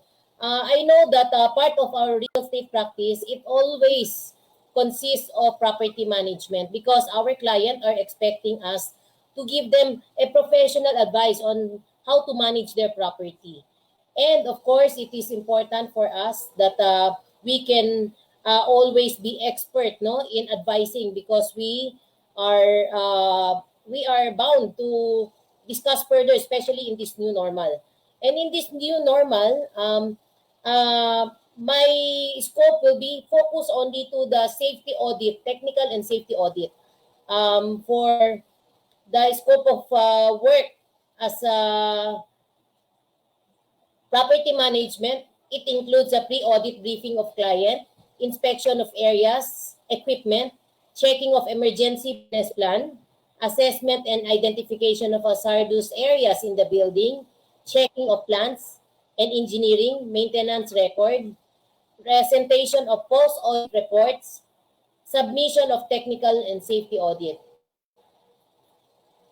Then, of course, we know a full property management, we are expected to know and to handle administration, contract management, financial management, engineering, preventive maintenance, security management, housekeeping management, value enhancement, and energy management, head office support. So I will not be discussing per line, but it is self-explanatory. And because property management should be all around, because if there's some emergency in the building, so in the property, in the area scope of the property management, so the property manager should know how to handle. Example, if the elevator have malfunction, we have regular maintenance. So these are the things are expected from us. And of course, the exclusion, we should be very clear. We are not including the repairs, maintenance of individual commercial units. It should be clear with all the client, all the homeowners. Of course, legal services, we can outsource, we can have accredited legal counsel, but it should be separated from the property management. And of course, external financial audit, it is also separated, and services to be done by other third-party contractors, which such as security service, housekeeping service, pest control. So we know that we normally engage security agency so that if there's something happen or there's some insight, we need to a report from the security agency. So there's a party who is responsible housekeeping. Since there are a lot of housekeeping from the materials, from the services and everything. And pest control providers be also a regular one, be it a quarterly, monthly, so it all depends. And of course, operation and management oversight, review of security and safety plans, review of association dues, preparation of operations and budget, audit of administration office, review of orientation program for unit owners and tenants. Then, of course, you know that there's energy management audit. We know there's worldwide agreement on how to control, and we know the power quality analysis should have at least know how to monitor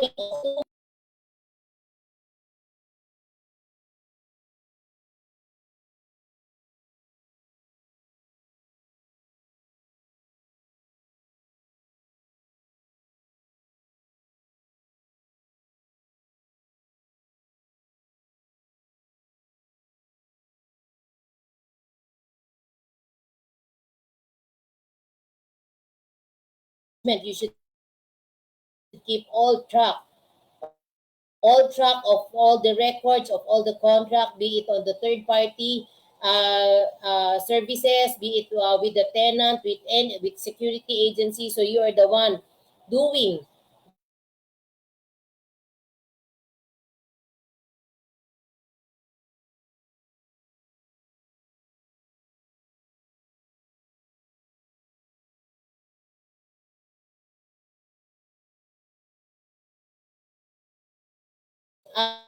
we know that in property management, there's a lot of scope. It can be in office, commercial, office headquarter, residential condominium, residential subdivision, mixed-use developments, manufacturing facilities, hospitals, medical arts buildings, school buildings. It can be also in museum, concert, churches, airports. Every area need property management and facilities management.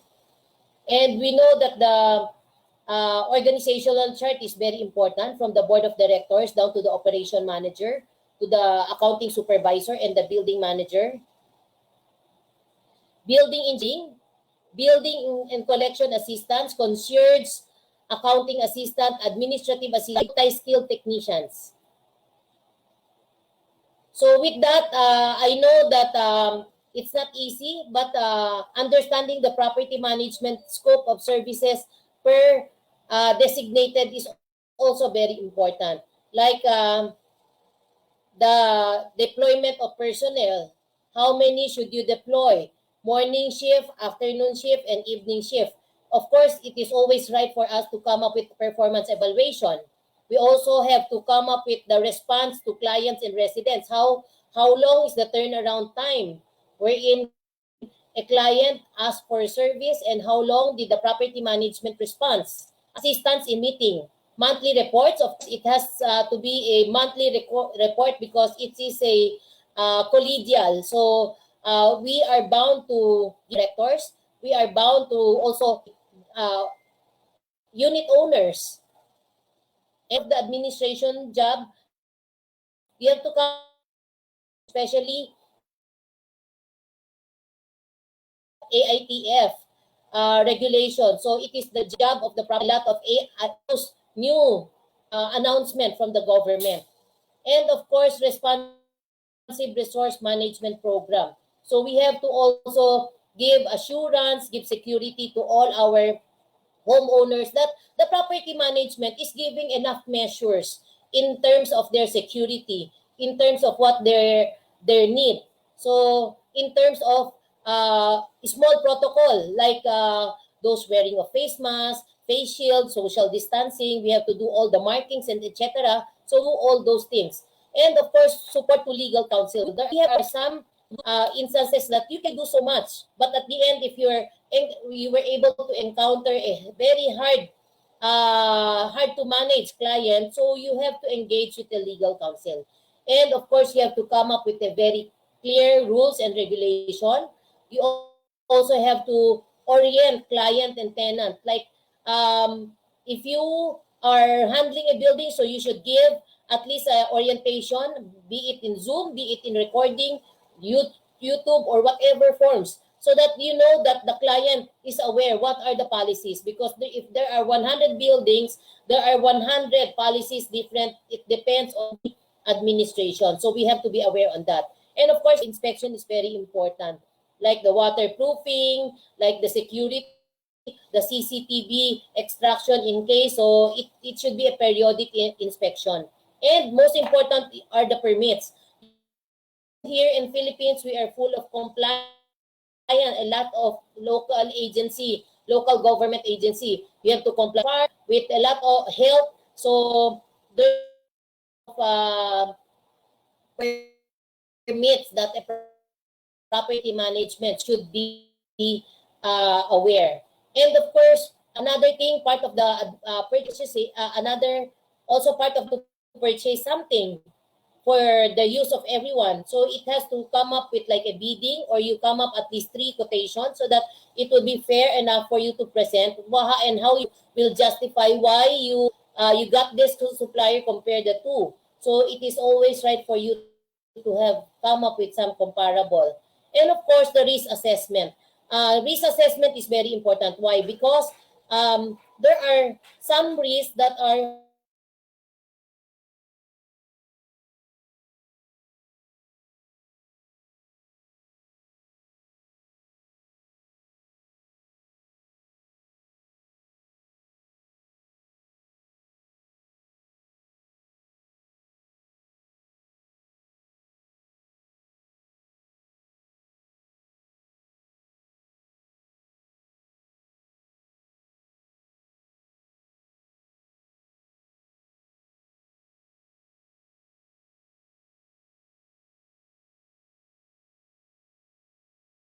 party performance, it doesn't mean that you came as the property management of that facility, of that building.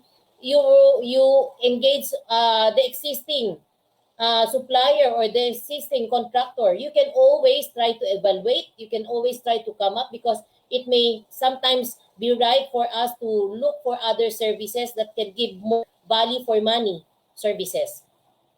And of course, a lot of other things that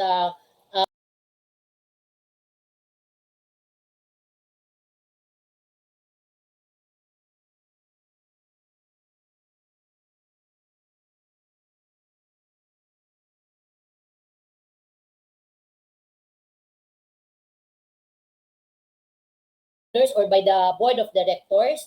And of course, the OPEX budget, it is your job to additional expenses. It is always okay for you to come up with an expenses lower on the actual, rather than you overshoot the you have presented. And another thing, the account reconciliation, the association disbursement, the financial reports, implementation of a lot of procedures like management of association investment, variance appliances of the profit and loss against budget, documents for audit and tax purposes, and integrated control of financial management.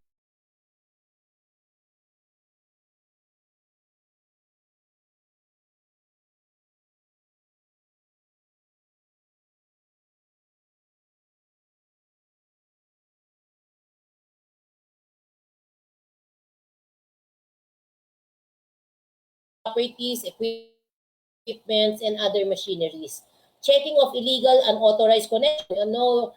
Anything here can happen without you knowing that the neighbor is already tapping of the other unit. So training, we should be aware on that. And of course, important is the training and upgrading of technical personnel knowledge and skill. You may have the personnel, but seems that if there's emergency, the personnel is at loss itself. So uh, we cannot sacrifice the security of everyone because of negligence or improper technical person in charge.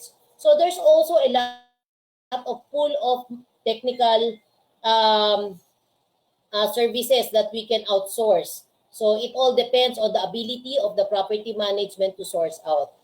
And next is the security and safety management, which ensures safety security requirements, ensure implementation of detailed standing orders and security reporting procedures, require security agency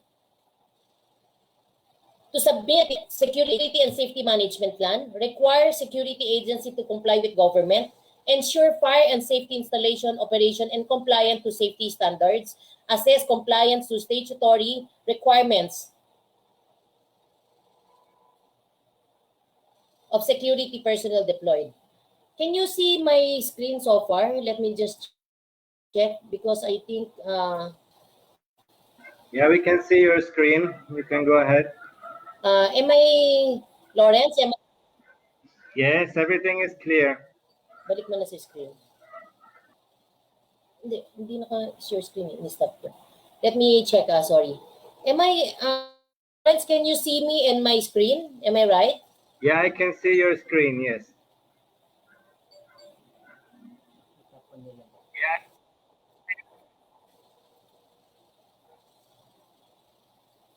Meron to? Wala.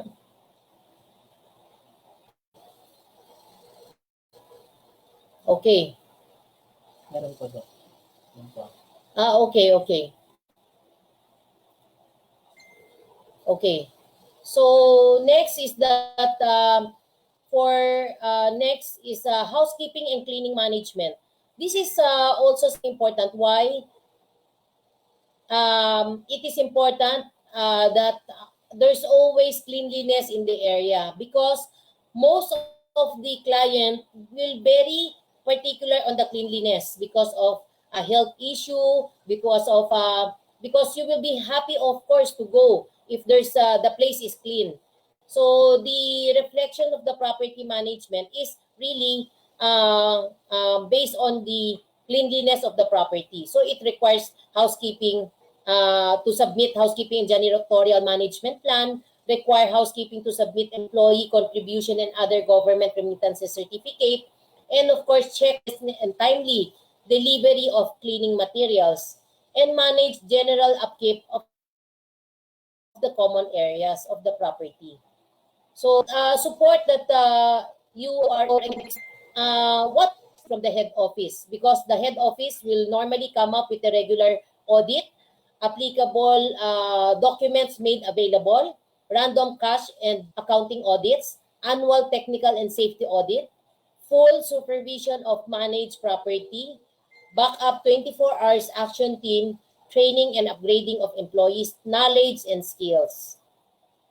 So again, there's important that the understanding property management, giving the value enhancement and energy management, like energy conservation, cost reduction, and green program. You know, a lot of green technology. We will be very happy, we will be very proud property that we are if the managing our AED certificate with gold, silver. It depends on the point system. If you're using an LED light, if you're using inverter, things that we can do so much. There's solar panels. So there are a lot of product available in the market for the energy conservation and cost reduction program that you can use. And of course, cascade program to the project, introduction of the value-added services that you can give. Because you should be always be different with other property management provider. Why? Because you should give enough reason why the client should get you and not get other company, because you can give a background of what are the current property management that you are handling, what are the capacity that your team can provide. And of course, the proposition of incoming generating project to board of directors, because if a project, sometimes they come up with a fundraiser, a newspaper drive, or a lot of things that they can come up with, like bingo, like a lot of other activities. So sometimes it is the job of the property management to come up with those type of event, so that we can generate fund and we can replace some things that we should replace. Example, if you're over and old, it means it is already long due for replacement. And besides, all units are not energy saving friendly. So it is right for you to come up with a computation. If we replace this with a inverter, or if we replace this elevator, escalator with those with sensitive, that whenever there's only people using, that's the time to generate. So if we can come up with the computation of how much will be the savings, it will be best. You can justify the reason why you need to change. And environmental management and compliance program. And I think that's all I can share. Let me encourage everyone should involve management, because in property management it is exciting, but it entails a lot of obligation. Let me share with you my life verse, Philippians 4:13, that I can do all things Christ who strengthens me.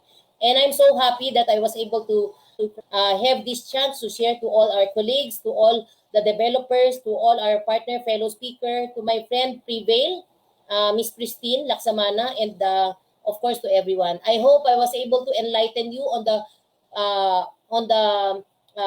world of property management. And I would like to give also credit to my partner Marvin Da Silva, who also with me in the property management with the audit, using audit. So what is the permit? Because there's already existing property management. So our job is only to check your permit are okay, your personnel are okay, everything are in compliance. So that's the purpose of the audit. So there are buildings, facilities that we are handling as property management, and there are some companies that getting us just purposely for audit purposes to audit.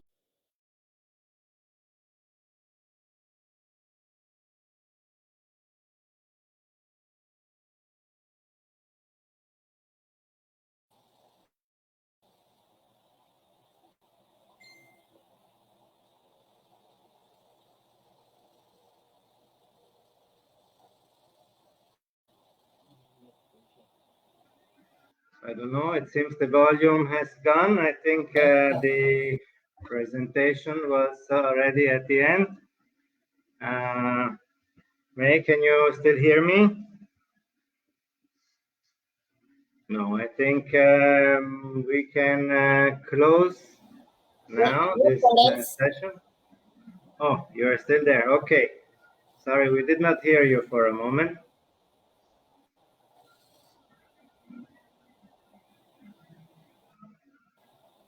All right, so I hope the presentation from the start up to the end is clear. I'm sorry, we really have some difficulty in our network, but we'll be happy to share our PowerPoint or our presentation to anyone who will ask. Just look for the organizer or our company. Thank you again, Lawrence, for the time. God bless everyone and keep safe. Okay, thank you very much too, and I hope to see you soon. Do you want to sell or acquire a property? Rehab and My Hometown Realty and Developer with a wide range of real estate services for individual, corporate, or business clients, from brokerage,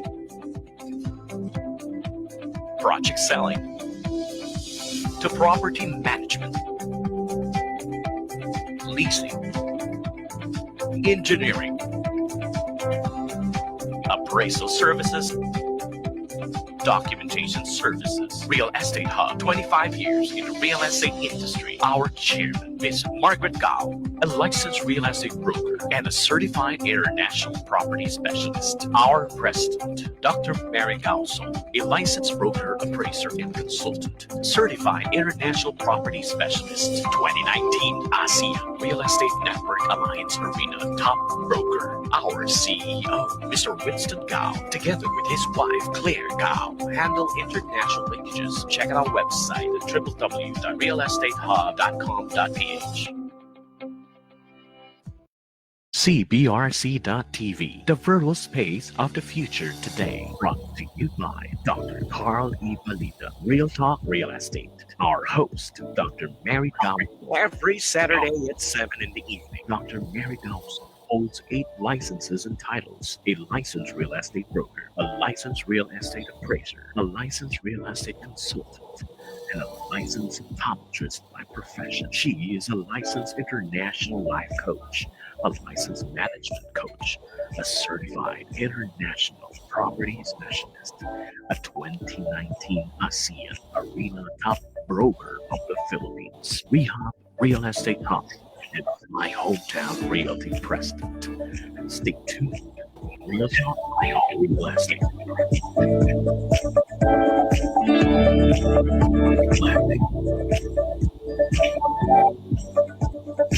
Let me take this opportunity to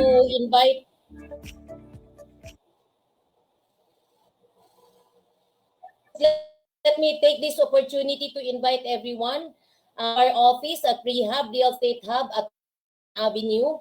We have allied services like appraisal, property management, leasing, brokerage, project selling. And would like to say hi to all our rehab account officer, senior account officer, and VPs. And of course, our regular TV show at cbrc.tv every Saturday, 7 p.m. Thank you, Lawrence, and keep in touch. God bless. Thank you. Thank you so much. Let's now go to the next speaker, but we have seen that the videos work well. Sometimes the internet connection is actually a problem of the new normal. Actually, I will tell you that when I was staying in Makati, my internet connection in the building that I was actually very horrible. And they explained to me that's actually because the building did not have the provisions. So it was a very low speed. While in the province where I went after, we had fiber. It was like Zoop and everything was online. So sometimes living in the city has not all its advantages. Anyway, thank you again for Rehab for the exciting presentation. Let's go to the next speaker, Miss Rebecca Roque, and she will present for one of our sponsors, Federal Land, and discuss about the topic, building your wealth in real estate. Rebecca Roque is a property consultant at Federal Land, Stars Division. She has been with the company for almost a year now, marketing its condominium projects and selling to clients gathered from online platforms and personal networks. She has 3 years of experience in sales and client servicing, starting from charitable institutions, construction, and design industry, and now, of course, in the real estate industry. So let's welcome her. Please, Miss Rebecca Roque, Federal Land. Thank you, Mr. Lawrence. So I'll share my screen first.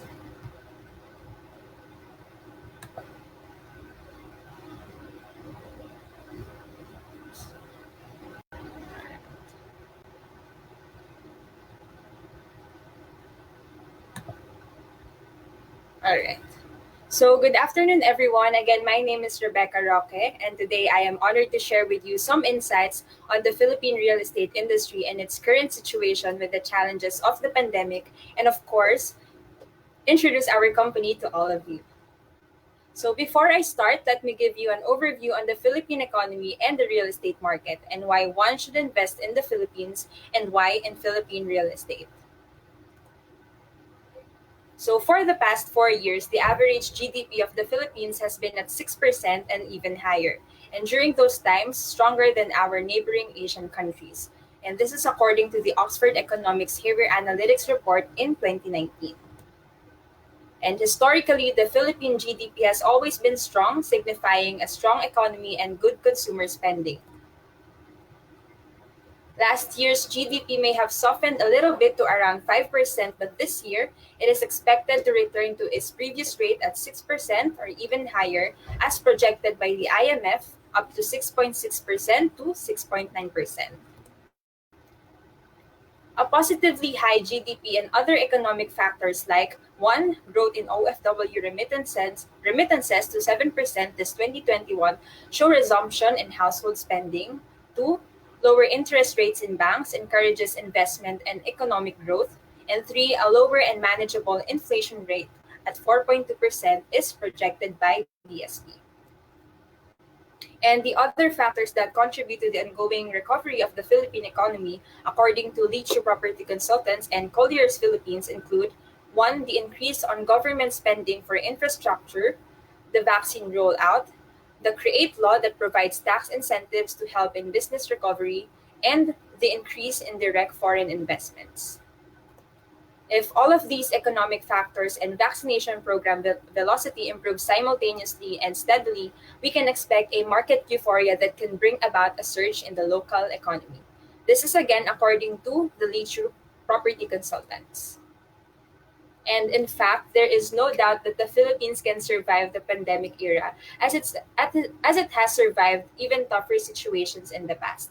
So the Asian financial crisis in the late 1990s and the global financial crisis, for example. So these are clear signs evident of the strength and resilience of the Philippine economy. In 2019, the Philippines was recognized as the #1 country to invest in real estate, according to BusinessInsider.com, because of its high annual rental yields at an average of 6% and high demand or occupancy rates, especially for the BGC, Makati, and Macapagal Bay areas. Rental rates due to the pandemic have slightly gone down to 5% this year. Yields are moving up again to 6% forecasted in Q3 to Q4. So now at present, you'd be impressed with the highly competitive value of condominium prices in Metro Manila, in BGC, Ortigas, Makati, and Cebu. So the capital value of real estate remains strong, especially in these central business districts, despite the pandemic situation. The business strategies of most surviving real estate developers in the country include product differentiation and positioning, market segmentation, and formation of joint business ventures. And of course, for our case study, I would like to feature our company, Federal Land Incorporated. So Federal Land Incorporated is an example of one Philippine real estate developer who has survived these challenging times through the strategies of product differentiation, business joint ventures, and niche market targeting or market segmentation. So let me introduce to you our company. Federal Land is one of the fastest growing real estate developers in the country. It holds a legacy of personifying and reshaping the skyline of key cities here in the Philippines with its iconic structures and world-class developments for over 48 years. So why should one invest with Federal Land? One vital reason is its financial stability and industry track record. Federal Land is a member of the GT Capital Holdings, one of the largest business conglomerates here in the country with a market capitalization of $3.5 billion US. GT Capital Holdings owns market-dominant businesses in the underpenetrated sectors of the economy. So in banking, we have Metro Bank. In automotive, we have Toyota.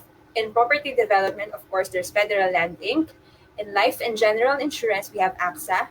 And in infrastructure and utilities, we have the Metro Pacific Investments.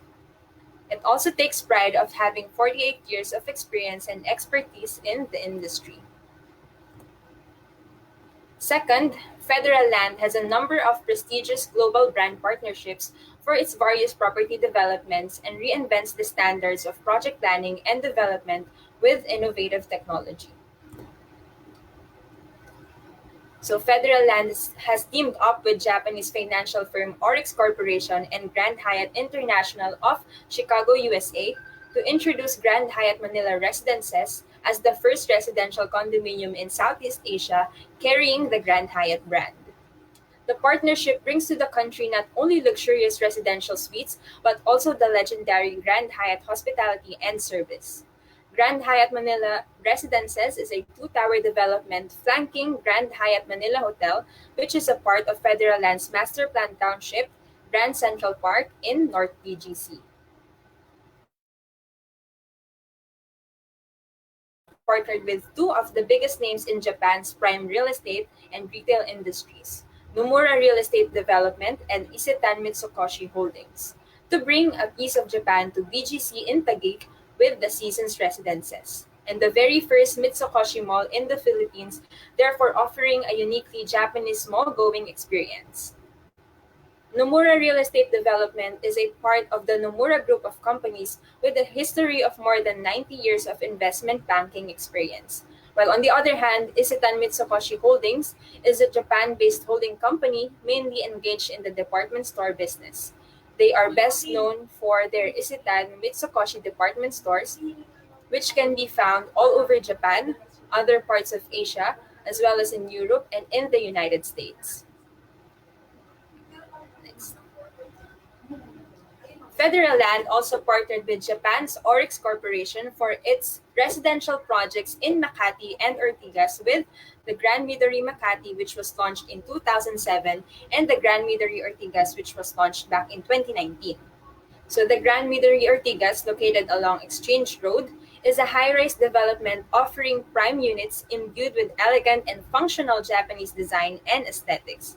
World-renowned Tokyo-based architectural firm Tange Associates designed the two-tower development. So the Grand Midori Ortigas evokes a grand yet refined design and offers zen-like living in the Ortigas CBD. Next. Federal Land also partnered with Marco Polo Hotels International for its hotel and branded residences in Cebu. Thus, we have Marco Polo Plaza and the Marco Polo Residences. And in partnership with SNDC, Federal Land has collaborated with the world-renowned design firm Foster and Partners for its first residential project in the Philippines along Ayala Avenue, adding a jewel in the Makati skyline. So we have the Estate Makati. For over 50 years, British-born Norman Foster of Foster and Partners is a pioneer in modern architecture and has developed a reputation not only for being one of the most prolific architects of his generation, but also for incorporating high-tech and green practices in his designs.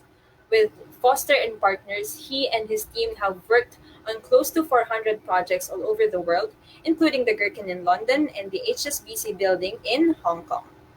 So now the Estate Makati is considered as the most ultra-luxury residential development in the country. Third, Federal Land delivers real estate projects that are of world-class standard in design and structural durability. Thus, this partnership with the experts in the industry. So we work with international best-of-class brands in construction and architectural design. And fourth, federal land projects have increased in value significantly since launch, particularly in the BGC Taguig and Macapagal Bay Area Pasay by 130% and 260% respectively. And historically, real estate project values have grown consistently throughout the years and continue to do so, making real estate the best investment option despite the economic or pandemic situation. In Cebu,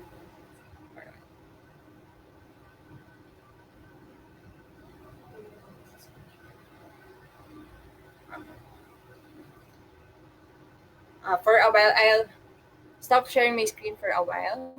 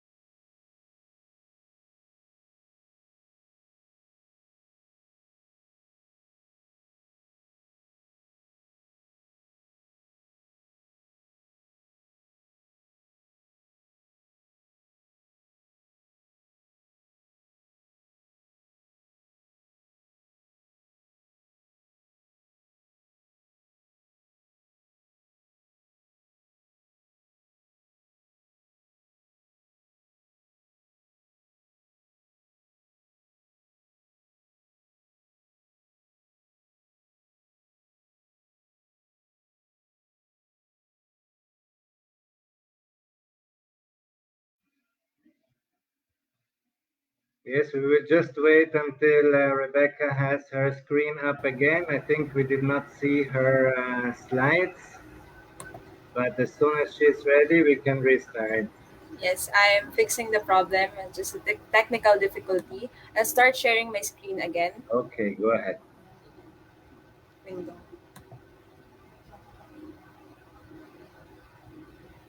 Okay. Can you see the screen already? Is it moving?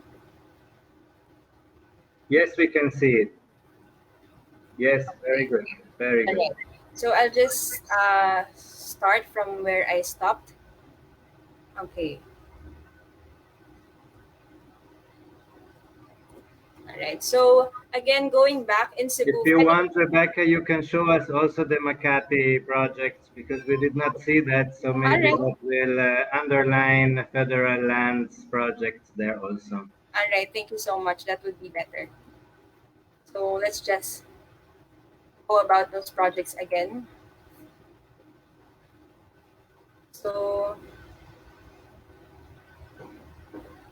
all right. So I just make a short description of the projects in Makati so that you guys can understand it. Okay.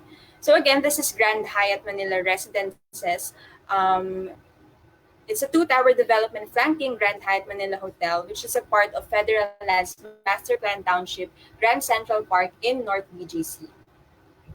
So next up, all right, you can already see the next slide, right? Yes, very So clear. for this one, Federal, all right, thank you. So for this one, Federal Land has also partnered with two of the biggest names in Japan's prime real estate and retail industry. So we have the Nomura Real Estate Development and Isetan Mitsukoshi Holdings. So therefore bringing a piece of Japan to BGC in Taguig with the Seasons Residences. And it offers the very first Mitsukoshi Mall in the Philippines, a uniquely Japanese mall-going experience.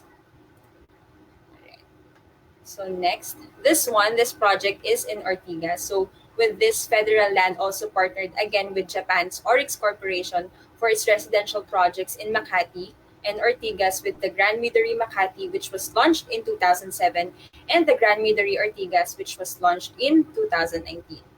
So this one is located along Exchange Road. It's a high-rise development offering prime units imbued with elegant and functional Japanese design and aesthetics. So world-renowned Tokyo-based Japanese architectural firm Tange Associates designed the two-tower development. All right. So I think this is where I stopped. Marco Polo Residences in Cebu. Oh, okay. We still have this luxury residential condominium. So again, this one is in partnership with SMDC. So this is the first residential project of Foster and Partners along Ayala Avenue, therefore adding a jewel in the Makati skyline. So this is the estate Makati.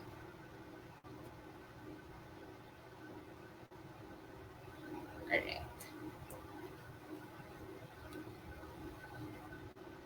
All right, so just to give you an idea on the high property value appreciation, so again, federal land projects have increased in value significantly since launch, particularly in BGC and Bay Area Pasay, so by 130% and 260% respectively. So as you can see, those are the comparison of the prices of our projects since the launch price up to now, which is the current price.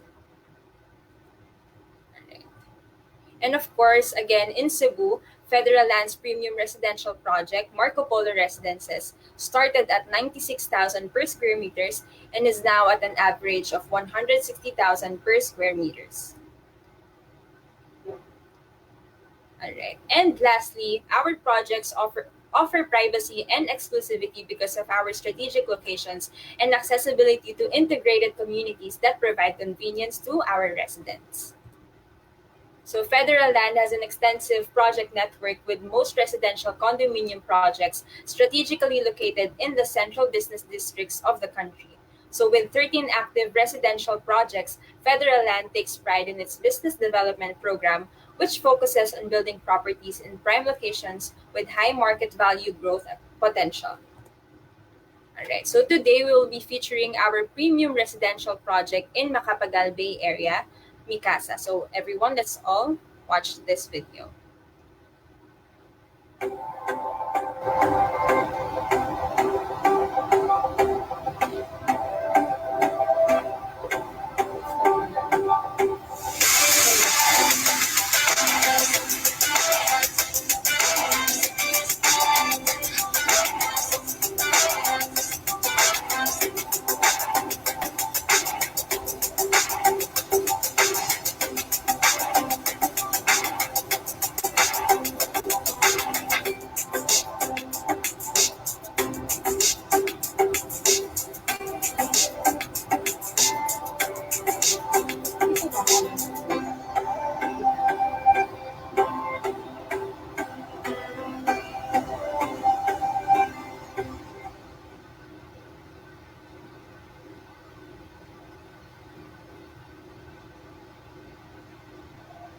Come home to a tropical paradise in the rising entertainment city in the Philippines.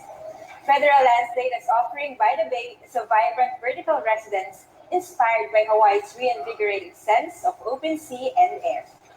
It will create spaces reminiscent of the island's love for gathering and the design of modern tropical landscapes for Filipino outdoor living.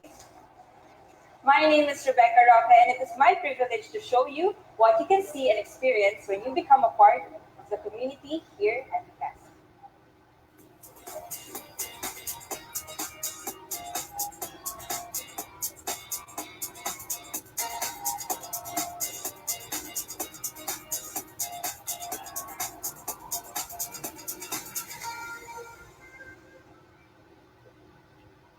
Let me walk you through Micasa's location and why I believe it's the best investment and spot for you. This is Micasa. As you can see, everything that you need is right beside you. Medical facilities, well-known universities and international schools in the country, retail shops, such as the newly opened Uniqlo outlet, and SM Mall of Asia, the fourth largest shopping mall in the Philippines. Other than the well-known routes in Pasay, which is Rojas Boulevard from the north, A. Arnaiz Avenue from the east, and Coastal Road from the south, there is an upcoming major infrastructure development, which is the LRT1 Cavite extension. We also have the newly opened Skyway 3 with the nearest exit in Manila-Cavite Expressway. Micasa is located in the private and secluded part of Bay Area, situated in the entertainment capital of the country that houses four major casino resorts: Soler Resort and Casino, City of Dreams Manila, Okada Manila, and Resorts World Bayshore. It is specifically located in Metrobank Alf Metropolitan Park, Pasay City. Now, let's take a look at the scale model. The project will have four towers, namely Hawaii, Maui, Lanai, and Honolulu. The first tower, Hawaii, has a total of 15 residential floors. It will bring the modern tropical paradise streamlined for Filipino contemporary living, and of course offering a view of the famous Manila Bay sunset. Now let's move on to our model units. By the way, our one-bedroom units are all sold out, so there's only two-bedroom and three-bedroom left available. Today, we will be featuring this three-bedroom unit, particularly our 113 square meter cut. So, let's go inside.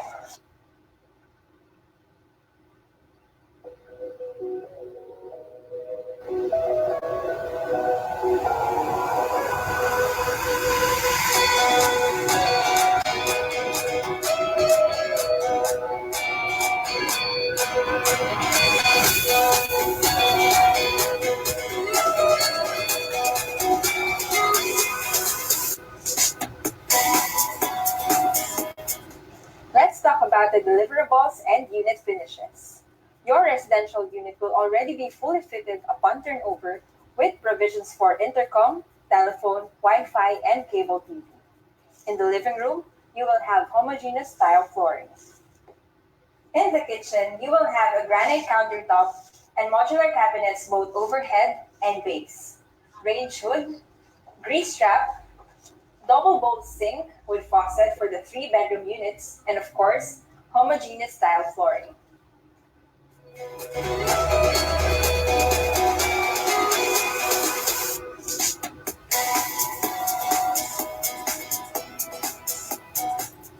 In the bathroom, you will have granite countertops, shower enclosure, multi-point water heater, mirrors, homogeneous tile for the flooring and wall.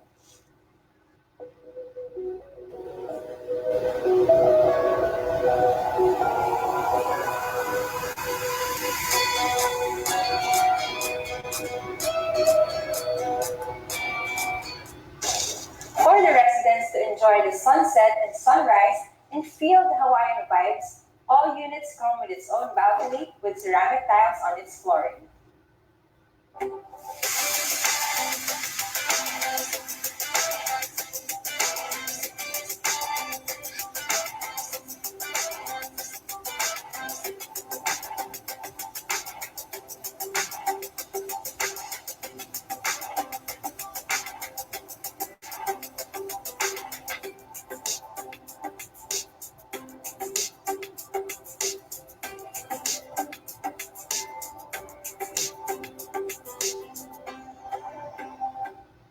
Colliers International Philippines also projects that the Bay Area will be among the most in-demand and expensive condominiums for sale that will go beyond 300,000 per square meters. So, the earlier you invest, the more you will earn.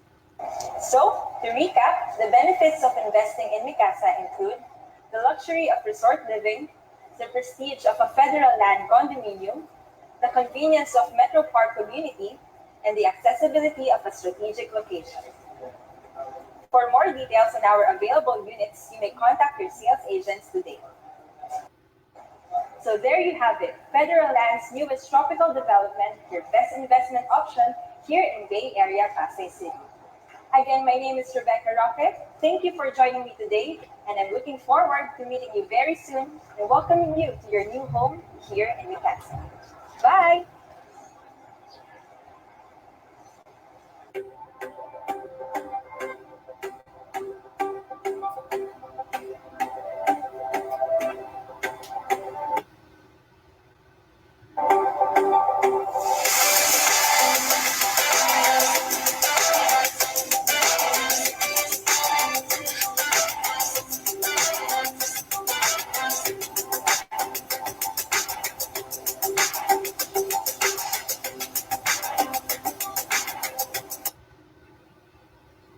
Alright. So at this point, I would like to invite you everyone to visit our Bay Area showroom. So we have the Mikasa showroom and of course our project in Taft, which is the Quantum Residences. So thank you everyone for listening. And again, apologies for the technical difficulties a while ago. But anyway, if you want to know more about our projects in Makati, Ortigas, and BGC, you may also reach me. You may contact me anytime. You can reach me at 0916-697-5374. Here are my contact details and, of course, my email. So that's it, everyone. Thank you and keep safe. Thank you, Rebecca. Maybe they can also visit you at the Federal Land booth that they can find here on the platform. So that could be the first contact with you. So thank you again for your great presentation. I even liked the videos. They were very nice. Thank you. So now let's go to our last part of today's event. We actually finished, or we are in advance, which in the Philippines is something that rarely happens. So our question and answer session will be moderated by architect Ramon Abiera. Ramon is, as I said, an architect, an environmental planner, a green building professional, and construction arbitrator. Mr. Ramon Abiera is also the director and the committee chair on urban development, green building, and sustainability of the Infrastructure and Construction Focus Group, ICFG. He's also the committee chair on resilience, intellectual property, inventions, and innovations of the United Architects of the Philippines, UAP, for which in the past he also served as the National Executive Vice President. And what I don't see here on my notes, he has been the Executive Director of CIAP, the Construction Industry Authority of the Philippines. So, ladies and gentlemen, Ramon Abiera. Are you there, Ramon?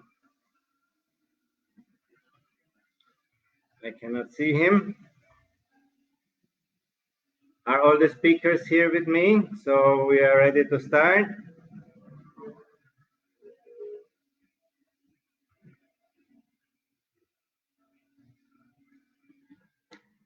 Architect Nati or just Rebecca? Is Carl there? Yes, I'm here, Lawrence. Okay, fantastic. Good. I think Ramon is trying to join us right now. Just let me know when he is in. Okay, so I think we had very interesting topics for today, but beyond what happens, we would like to hear, I think everyone would like to hear, how have you been in the past 18 months? How has this pandemic affected you or your business? Who would like to start? Mary, you hear me?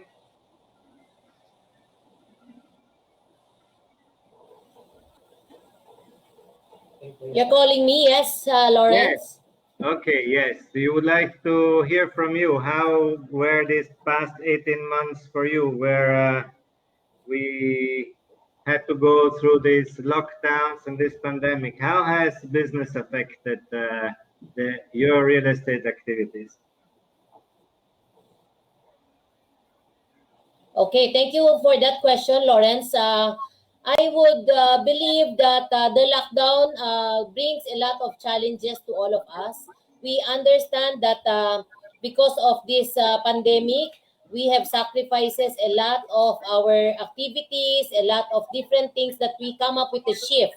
And since that we are all very resilient and all of us Filipino are all very capable, so we are able to adjust quickly.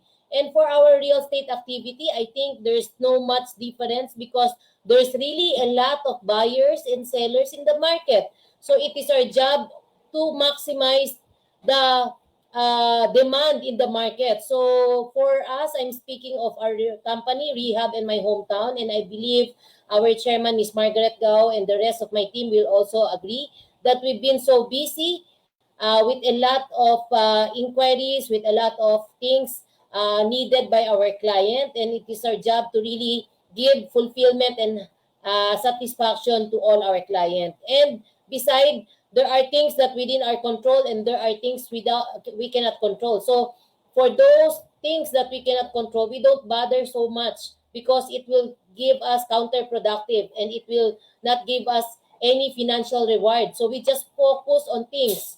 So my job is to continuously to bring up the momentum of my team. We are always having a regular meeting, Zoom meeting. We come up with a lot of trainings. We come up with a lot of webinars. Where in fact we never stop since from the early part of the Zoom meeting and the rest. So we had a lot of activities, and plus beside on the regular real estate activities, we did a lot of outreaches. Like we fed about 8,700 plus frontliners. So that is also part of our social responsibility. It is important that when God bless us, we also be a blessing to others. So with that, I think I'm just saying on my company itself. So I think we're doing good so far, Lawrence, and praise God for everything. Thank you.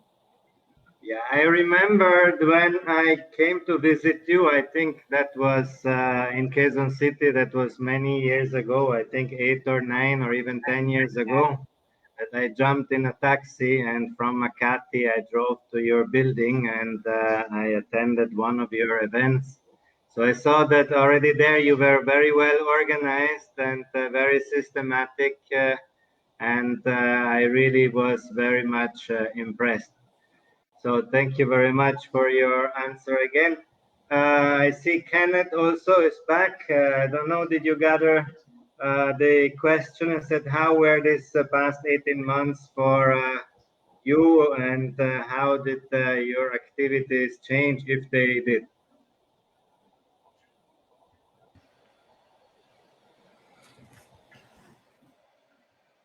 Hi, Lawrence. Can you hear me? Yes, we can hear you. I know it's very late because you're in the US right now. So what is it, 3 o'clock or 4 o'clock in the morning? 4 in the morning here now. Okay, sleepless night. Yes, so excited to answer the question. So how did our, was it operations change over the last 18 months? Is that what the question was? Yes, yes. How did this, let's say, pandemic affect you, if it did, and how did it change your operations? So over the last 18 months, the company itself moved to a completely work from home setup. So we have roughly 250 people at Lamudi now, and it was a pretty seamless transition. A lot of our team is product designers, and people who are operational. So that transition was fairly smooth. The more difficult one was the commercial team. We do have a fairly large sales team that is difficult to move to work from home setup because we do a lot of call recordings. They need the osmosis of being next to the sales manager for escalations and things like that. But we were able to make a transition. We are now starting to slowly move our operations back into a skeletal force in the office at the required minimum capacity, rather maximum capacity, and that's also helping our operation. We're also doing vaccinations for our employees in the company as well. Once the private sector gets a hold of those vaccinations. In terms of our efficiency, though, actually we've seen improvements. So we've been scaling up over the last 18 months. We were acquired by a company called EMPG, which is the Emerging Markets Property Group, which have successfully scaled a number of companies similar to ours in other emerging markets. So that resources alone has helped us a lot in the transition to from pre-pandemic to current pandemic setup. And with those resources, both in financial capital and knowledge, our efficiency in sales has significantly increased, over 100% per person over the last 18 months. So it's been difficult, but at the same time, we have found some success in the setup. Mm-hmm. Okay, that's great. You were already digital, so I don't even need to ask you how that went. So you were lucky. Yeah, we were lucky that our whole business model was completely tech-based from the start. So we didn't really change our business model at all. If anything, our strategies slightly changed in the types of people that we were speaking to because we had to come up with additional solutions for people who had never been digital before and first time enters into the digital market. So we worked a lot with them. And then I suppose our digital resources and assets changed. So we used to do housing fairs in person, seminars in person, things like that, but that's all now digital. So that was probably our biggest shift online was the learning and the expos that we moved completely digital. Okay, good. So let's ask a similar question to architect Nati. How was your past 18 months? Did your operations change? Yeah, can you hear me? Affected? Yeah. Obviously, the pandemic affected all industries. In our case, in IDC, we were already quite ahead in terms of working from home and virtual meetings. So what happened is that everyone in the company became more familiar with this new way of working, and we are planning to keep going with this new way of working, which makes the company, I would say, more efficient. In terms of sales, reservation, collection, we have been a little affected, but I would say not too much, fortunately. What we have done in IDC during the pandemic, we focus on enhancing our back office operations and digitalization of the company. And so we took advantage of this challenge to do something that during the normal time was not easy to do it because we were very busy in the day-by-day operation. So, I mean, we took this as an opportunity to improve, again, the efficiency of the company. As I said, I think that COVID will leave also some, I would say, good thing, which is again the streamlining of the online way of working, meetings, and doing business. So more or less, that's the way we have deal with the pandemic and the restriction that the pandemic brought. Okay, thank you, Romulo. I can see now the questions are flowing in from our audience. There is a question for Mr. Karn. What would the best way be? What would be the best way to convince the owners of condominiums that don't want to furnish their units, despite the fact that it has been vacant and not bringing money to them for several years? How do we convince hard-headed owners? Karn, are you there? He is not here with us. I don't see him. Okay. Rebecca, do you have an idea? How do you convince hard-headed owners that don't want to furnish their units?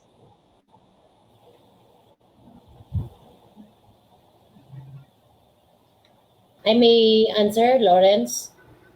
Sorry? Yes, of course. Please, go ahead. Okay. My answer is that it's very simple to convince the owner to furnish the property so long that you can justify to the owner that it will be better always to come up with a furnish wherein a move-in condition rather than giving the problem to the one renting. So it all depends if the condominium or whatever development complex are giving, because if there's a lot of unfurnished, so the more that you have to furnish your unit so that it will be always more convenient on the client, and you can also give or command a better price. So our job is to really give proper advice to educate our client and to justify in terms of figures how much he or she can generate, and the recovery of all the furnitures is even cheaper than having the unit vacant. So again, it is our job as professional to really give the proper advice with a fact base. When I say facts base, it means you have to have driven data. There's a 300 units in this. There are 50% all are furnished, 50% are unfurnished. So there's some burden of proof on your end so that it will be best for you to convince your client as the lessor of the unit. Thank you, Lawrence. I hope it helps. Thank you. Thank you. That was a very good answer. Fight with data. I think Kenneth may agree with that since he is the one with a lot of data in this regard. I think also architect Nati, he has already foreseen this trend of furnished units. What did you do to for let's say being able to offer furnished units in your developments? We experienced actually from the very beginning of our business that many clients have difficulties in furnishing their units for different reasons. Some clients are not physically present the entire year in the place where they buy their units, so they have really logistic difficulties. Some people have they consider that somebody else can do this one for them, having a better taste and longer experience. So what we have done from the very beginning, we have offered a package for clients to give this burden to us and to IDC. So we set up a proper department that furnish units for them, obviously at a very competitive price compared to the market. This is because IDC can buy in bulk several furniture. On top of that, we also gave the chance to clients to avail of the hassle-free asset management, so that they can give also in this case the burden to us, and we will work for them. in terms of marketing and handling their units. So together, the combination of furnishing and renting gave us a very good opportunity to enhance our services to clients, and clients obviously are very happy. Okay, thank you. Kenneth, would you like to add anything about this?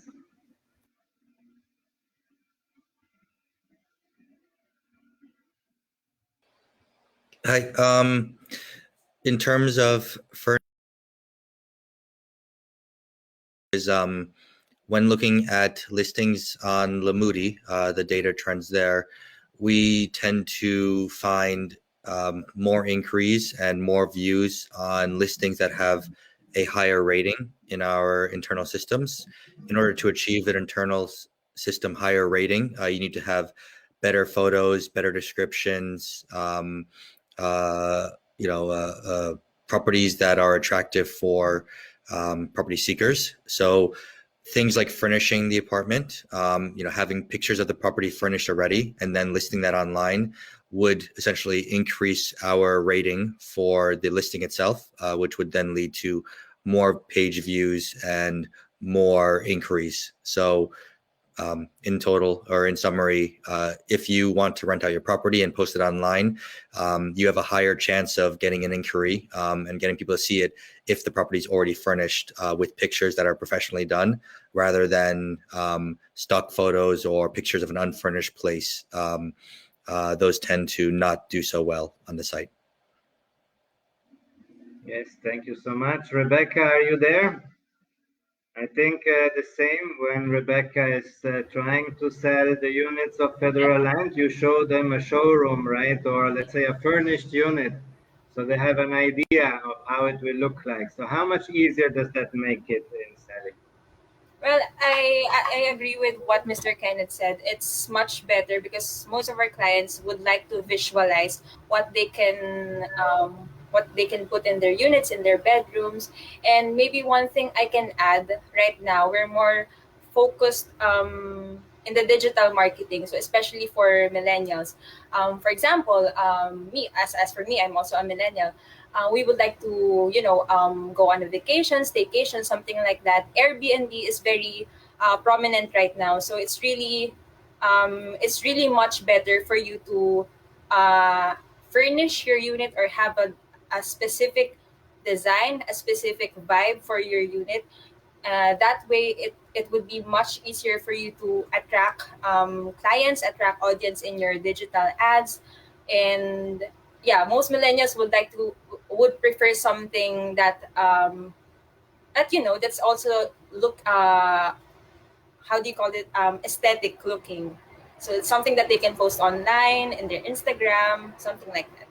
So that's what I think. Thank you. Okay, well, surely that is true, because when you walk into a property, you would like to see it, how it would look like when you will furnish it yourself. Or as architect Nati said, you may already have a furniture package presented by the developer, so the client can just buy into this furniture package without having the headache to furnish it by themselves.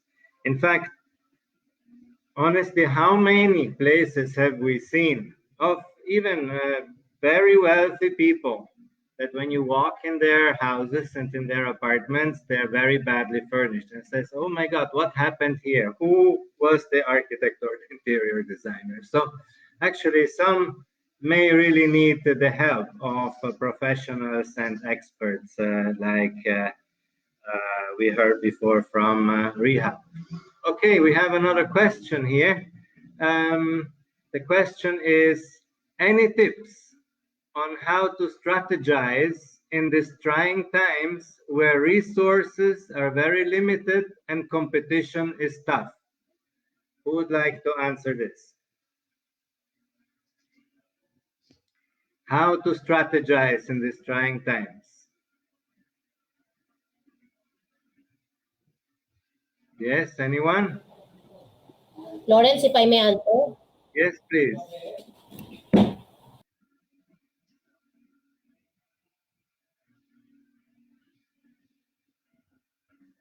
Yes. Okay, so for just to give you a tip, a few tips, Christian, because we all know that in this challenging time, the more that we have to be equipped, the more we have to be competent.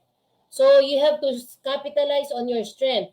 So once you know what are your strength and you know what are your weaknesses, so you focus on your strength, but you have to also do uh, a solution on your weakness.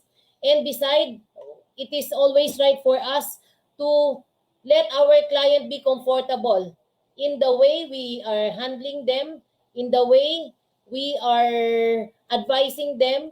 And in this case, we know that, um, we know that in these challenging times, there's a lot of competitors in the in anywhere, because a serious seller looking to buy a property is just ready available going to any social media. In if someone is selling, then we can just easily post. So the service of a real estate broker can just easily be left behind.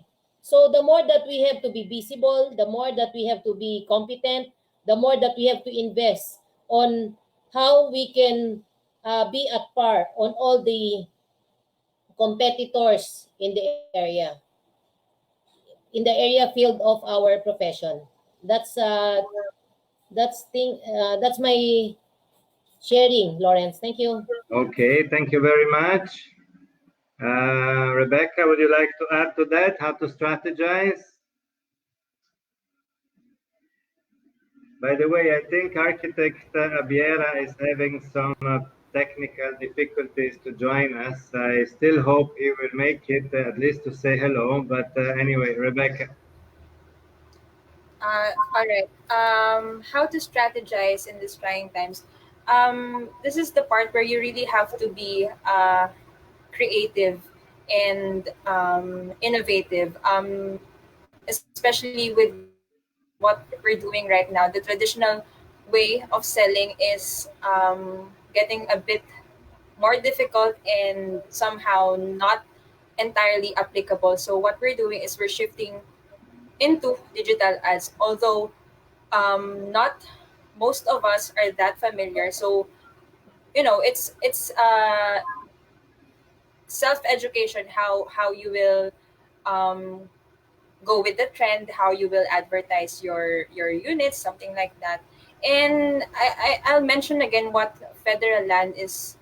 um, what federal land strategies are. So these are actually, yeah, it was enumerated a while ago in my presentation. Those are the product differentiation. So you need to know your market if you want to tap the high end, which are not that much affected by the pandemic. So if you want to tap the high end,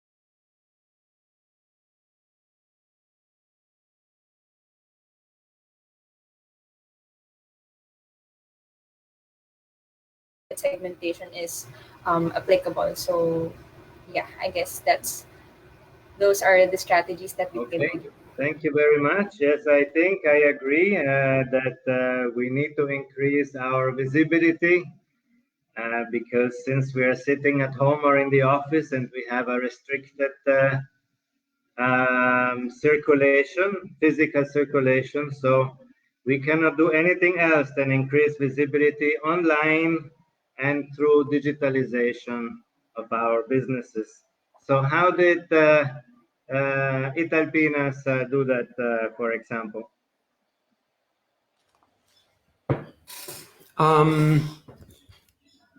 I mean, as I said earlier, we have been investing quite a lot, and from the early stage of the company in digitalization. So I mean that was not anything new for us. We just enhanced these services and capability. In terms of the question, I mean the challenges, how we can strategize. I think that we learned in the past year year and a half, that I mean, with this unexpected, completely unexpected event of the COVID, we were not ready. This means that, from my point of view, we always need to be ready, even above all in period where things are very much okay. We need to be ready for a change of the wind, so my best advice would be to be ready to when I mean the situation is okay, when business is okay. Always to be ready to and save resources for unexpected negative and challenging event like the COVID. Now we had COVID, but I mean, in the future, maybe more other situation will happen that are not predictable at the moment. So I think what we, at least what we learn in Italpinas, but also at the personal level, is never think that a situation will last forever. I mean, a good situation will not last forever, as a bad situation like bad event like the COVID will not last forever. So I would say now that we are living in this challenging time, I think we really need to learn from this situation and be ready for the next one. Hopefully, it will not happen, but be ready is always advisable. Okay, thank you, Architect Nati. In fact, I can agree with that, because one, with the infrastructure and construction focus group, and also our PR and communication company, we receive many requests from real estate companies and developers to help them in their PR and communication, especially in this digital age. So digitalization is the answer. Of course, Kenneth is already let's say the player in this field. So would you like to add anything, even though it would only be to enhance your own position here? Sure. So I actually just typed up some of my response to Christian, but my advice would be it's not just about posting a Facebook post or making sure you're even just on Lamudi. So even on our site, we have hundreds of thousands of properties that are constantly being looked at every day by property seekers, and that's a very busy space. So the way we categorize it is if your listing is above target in terms of inquiries, or in target or below target. So those below target, what we find is that they don't understand the buying behavior of property seekers, or they don't upload quality listings or quality product for the property seekers to see.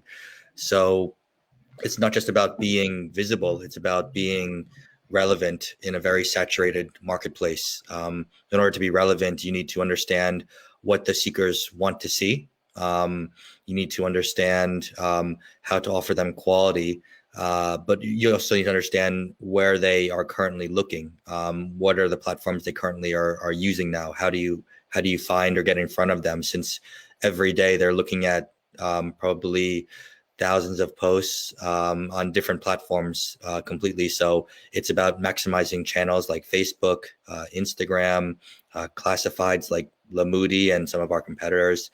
It's about also understanding Google algorithms and SEM if you'd like to be relevant on Google as well when people search. The benefit of Lamudi is that our audience is very targeted. Like anyone who goes to Lamudi is basically already in a market for real estate. Whereas if you go on Facebook, they could be also buying a car or a washing machine or something else. So you don't get as hot of a lead, on Facebook as you would on a specific real estate site. So it's about understanding what people are looking for and when, and then once you find that, giving the best quality product. So the best pictures, the furnished pictures that we talked about before, professionally done videos, anything that would anything that would catch the attention of a property seeker, and then using that in a space that they're already on. Yes, you're absolutely right, because we have two categories, especially that I can imagine, the OFWs and the foreigners who buy properties in the Philippines. How would they, for example, see or look at the units that they buy, if not digitally or through materials, digital material that the sellers are presenting to them? Um, so, especially the OFWs, we have seen increased digital property tours. So, who is familiar with these digital property tours? Actually, or what they also call the vlogs, right? Property vlogs. Um, and especially you mentioned Facebook. It's true that you find a lot of people who buy washing machines or whatever else.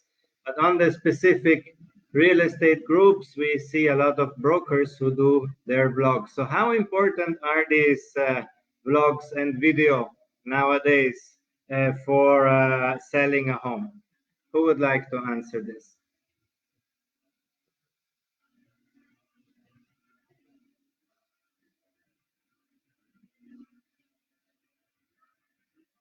Rebecca, Romola? I think I can give an insight about that. Yeah, you All just right. did a video, right? So you're talking Yes. of I experience. think that's what I almost did in the video. I was walking around giving a virtual tour of our model units. I guess it would be much. It would catch the attention of more audience, of more people, because it's a video that you can just sit back and relax and watch the entire video, and you get to experience the model units. You get to experience what it is like to live there. You can visualize. And again, most of us right now, we're into digital. We like watching YouTubers. We like watching vloggers.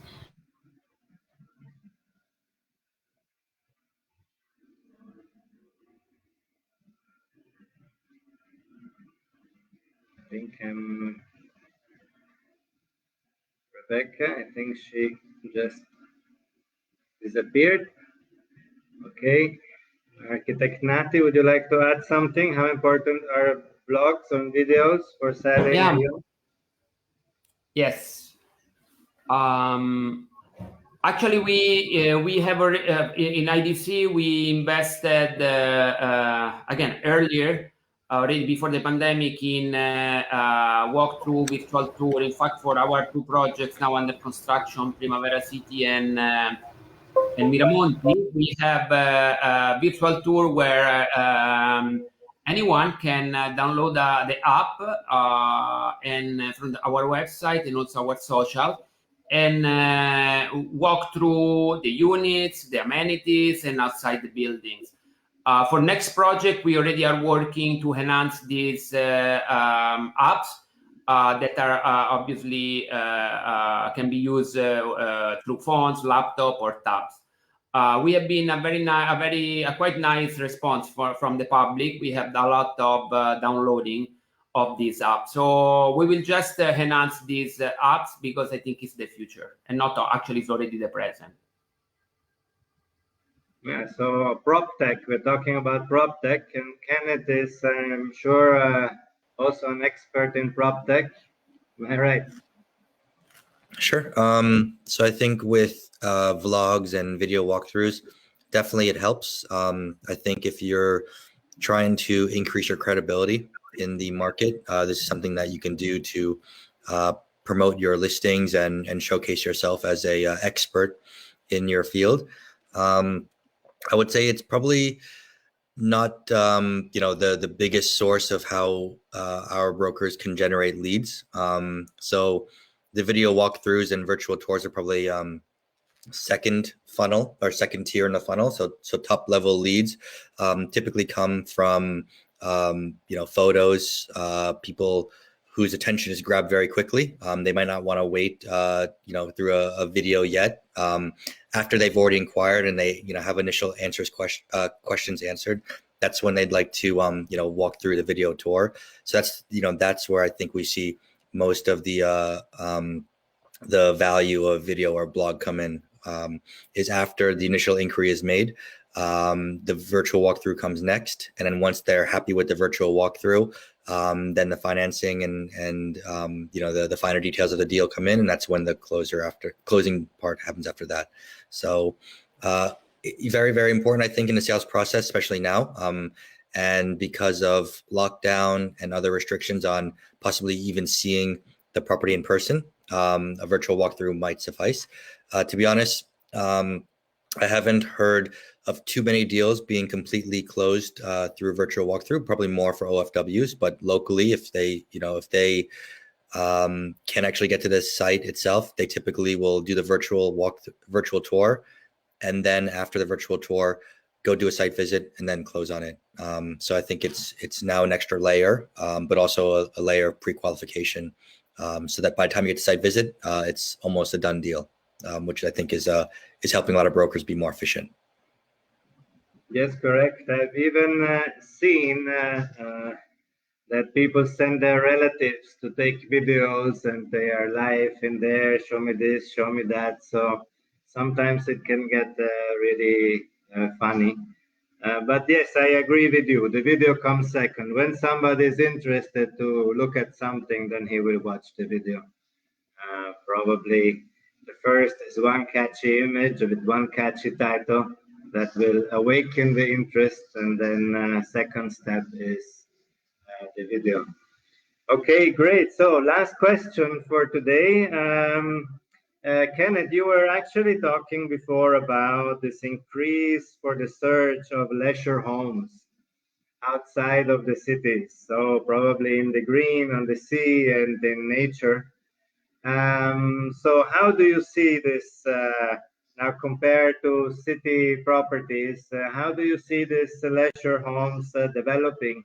Also, if we think that I know many people who actually transfer to their leisure homes, and with the work from home arrangement are actually working from their leisure homes or their second homes, if we want to call them.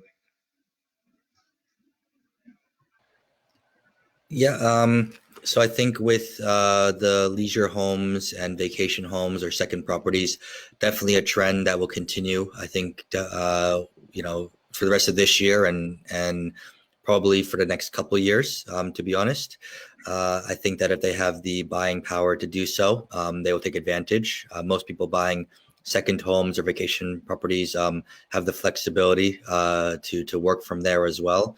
And to make that investment. I don't foresee that people will be permanently based in the provinces or in these vacation homes. I think that eventually they'll move back to the primary residence within the city as things start to open up. So I wouldn't say it's a completely long-term trend that we'll see post-pandemic. I think that if you can take advantage and find these deals, or be a broker that has the connections to connect with these provincial brokers who have the listings, then essentially there's a lot of opportunity there and money to be made. I would say that with leisure homes, you'd be careful also that these are probably not so transactional. Once you buy a vacation home, you'd have to find someone else who has the same buying capacity, who wants to live in this specific province. So the pool of potential property buyers becomes smaller and smaller, the more remote you get. So it's very long-term investment, I would say. And if you're looking to make this a quick deal, I would suggest to look at other assets, or more transactional assets. But definitely, as a personally, I enjoy getting out of the city, working from a nice, from a nice beach or somewhere mountainous, like Lawrence mentioned earlier.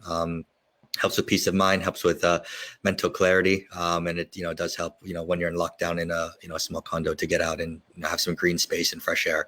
So I would recommend it, but as an investment, be sure that it's a long-term investment. You're not buying for the trend. Certainly, it may take what you're saying. It may take a little longer to sell in case you want to sell it in future. Okay, but still, maybe somebody is buying it now for his retirement days, so it's may still be a very good investment for Definitely. later. Yes, definitely.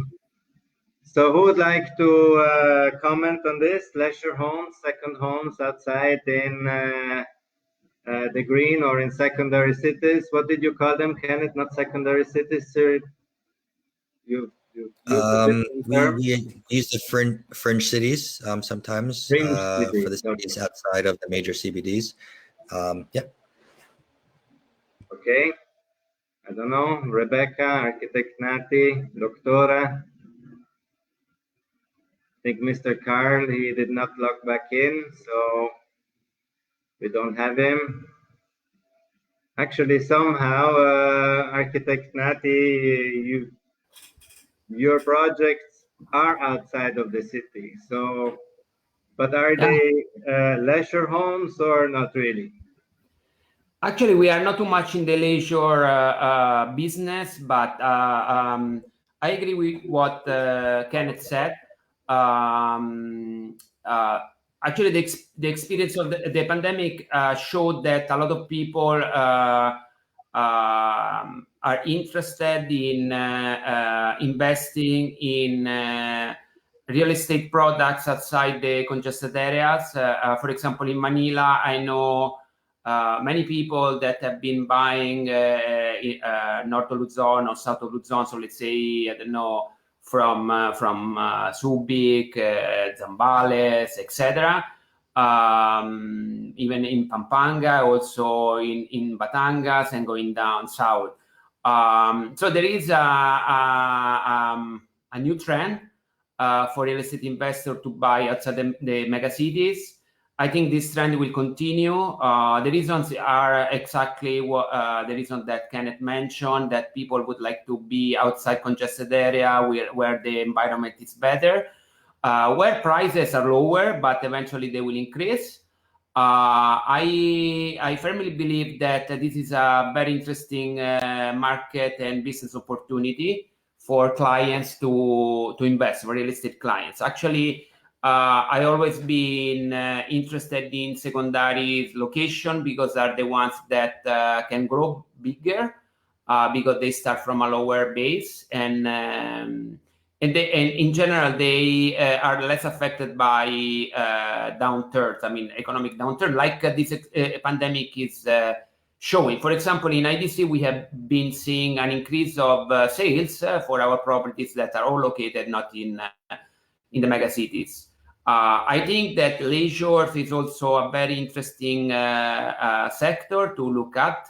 In fact, with IDC, we are looking to expand in this sector because also this will grow. If you notice, in living in Metro Manila, it's not so easy to have access, for example, to properties beachfront. When I know many people are looking for secondary apartments, and I agree also with Kenneth that better an apartment than a house because it's easy to be sold because the price is low. It's obviously lower. I think that the best investment to be done is in this location, secondary homes, better if immersed in beautiful environments with range costs between 3 to 5 million. That I think it's a very good opportunity now for investor to invest in this kind of product. So this trend will not end. This trend will still increase even after the pandemic, from my point of view, obviously. Yes, that is true. In fact, I agree with you. There is also several of, let's say, owners who I know are selling in places like on the beach in Batangas or even on Camiguin Island. They're selling a resort. And in general, or in Aurora. So yes, properties outside of Metro Manila have become very sought after, and there is a sort of cherry picking going on right now. I think many people have already put their fingers on the best properties in the past years, and this is now developing. So let's see what is going to happen in the near future. So if you do not have any other questions, or would any of the speakers want to comment on the last question? Rebecca, Doctora? Otherwise, we can conclude the question and answer session. And I would like to thank everyone, our speakers and our sponsors and organizers. Any intervention last? No? Okay, then I would like to thank you again for your presentations and for your time. I see you tomorrow. We have another session, the second day of REAM 2021 conference, where we will talk about the personas of the buyers in the new normal and commercial properties. So please don't miss tomorrow's session, and thank you very much and have a nice day. Thank you. Thank you, Lawrence. Thank you, Lawrence. Thank you, everyone. Thank you. And please visit all the booths. Thank you, fellow Our speakers. exhibitors are waiting for you. You can get much more information in the booths of our event partners. Thank you, everyone. Thank you. Bye-bye.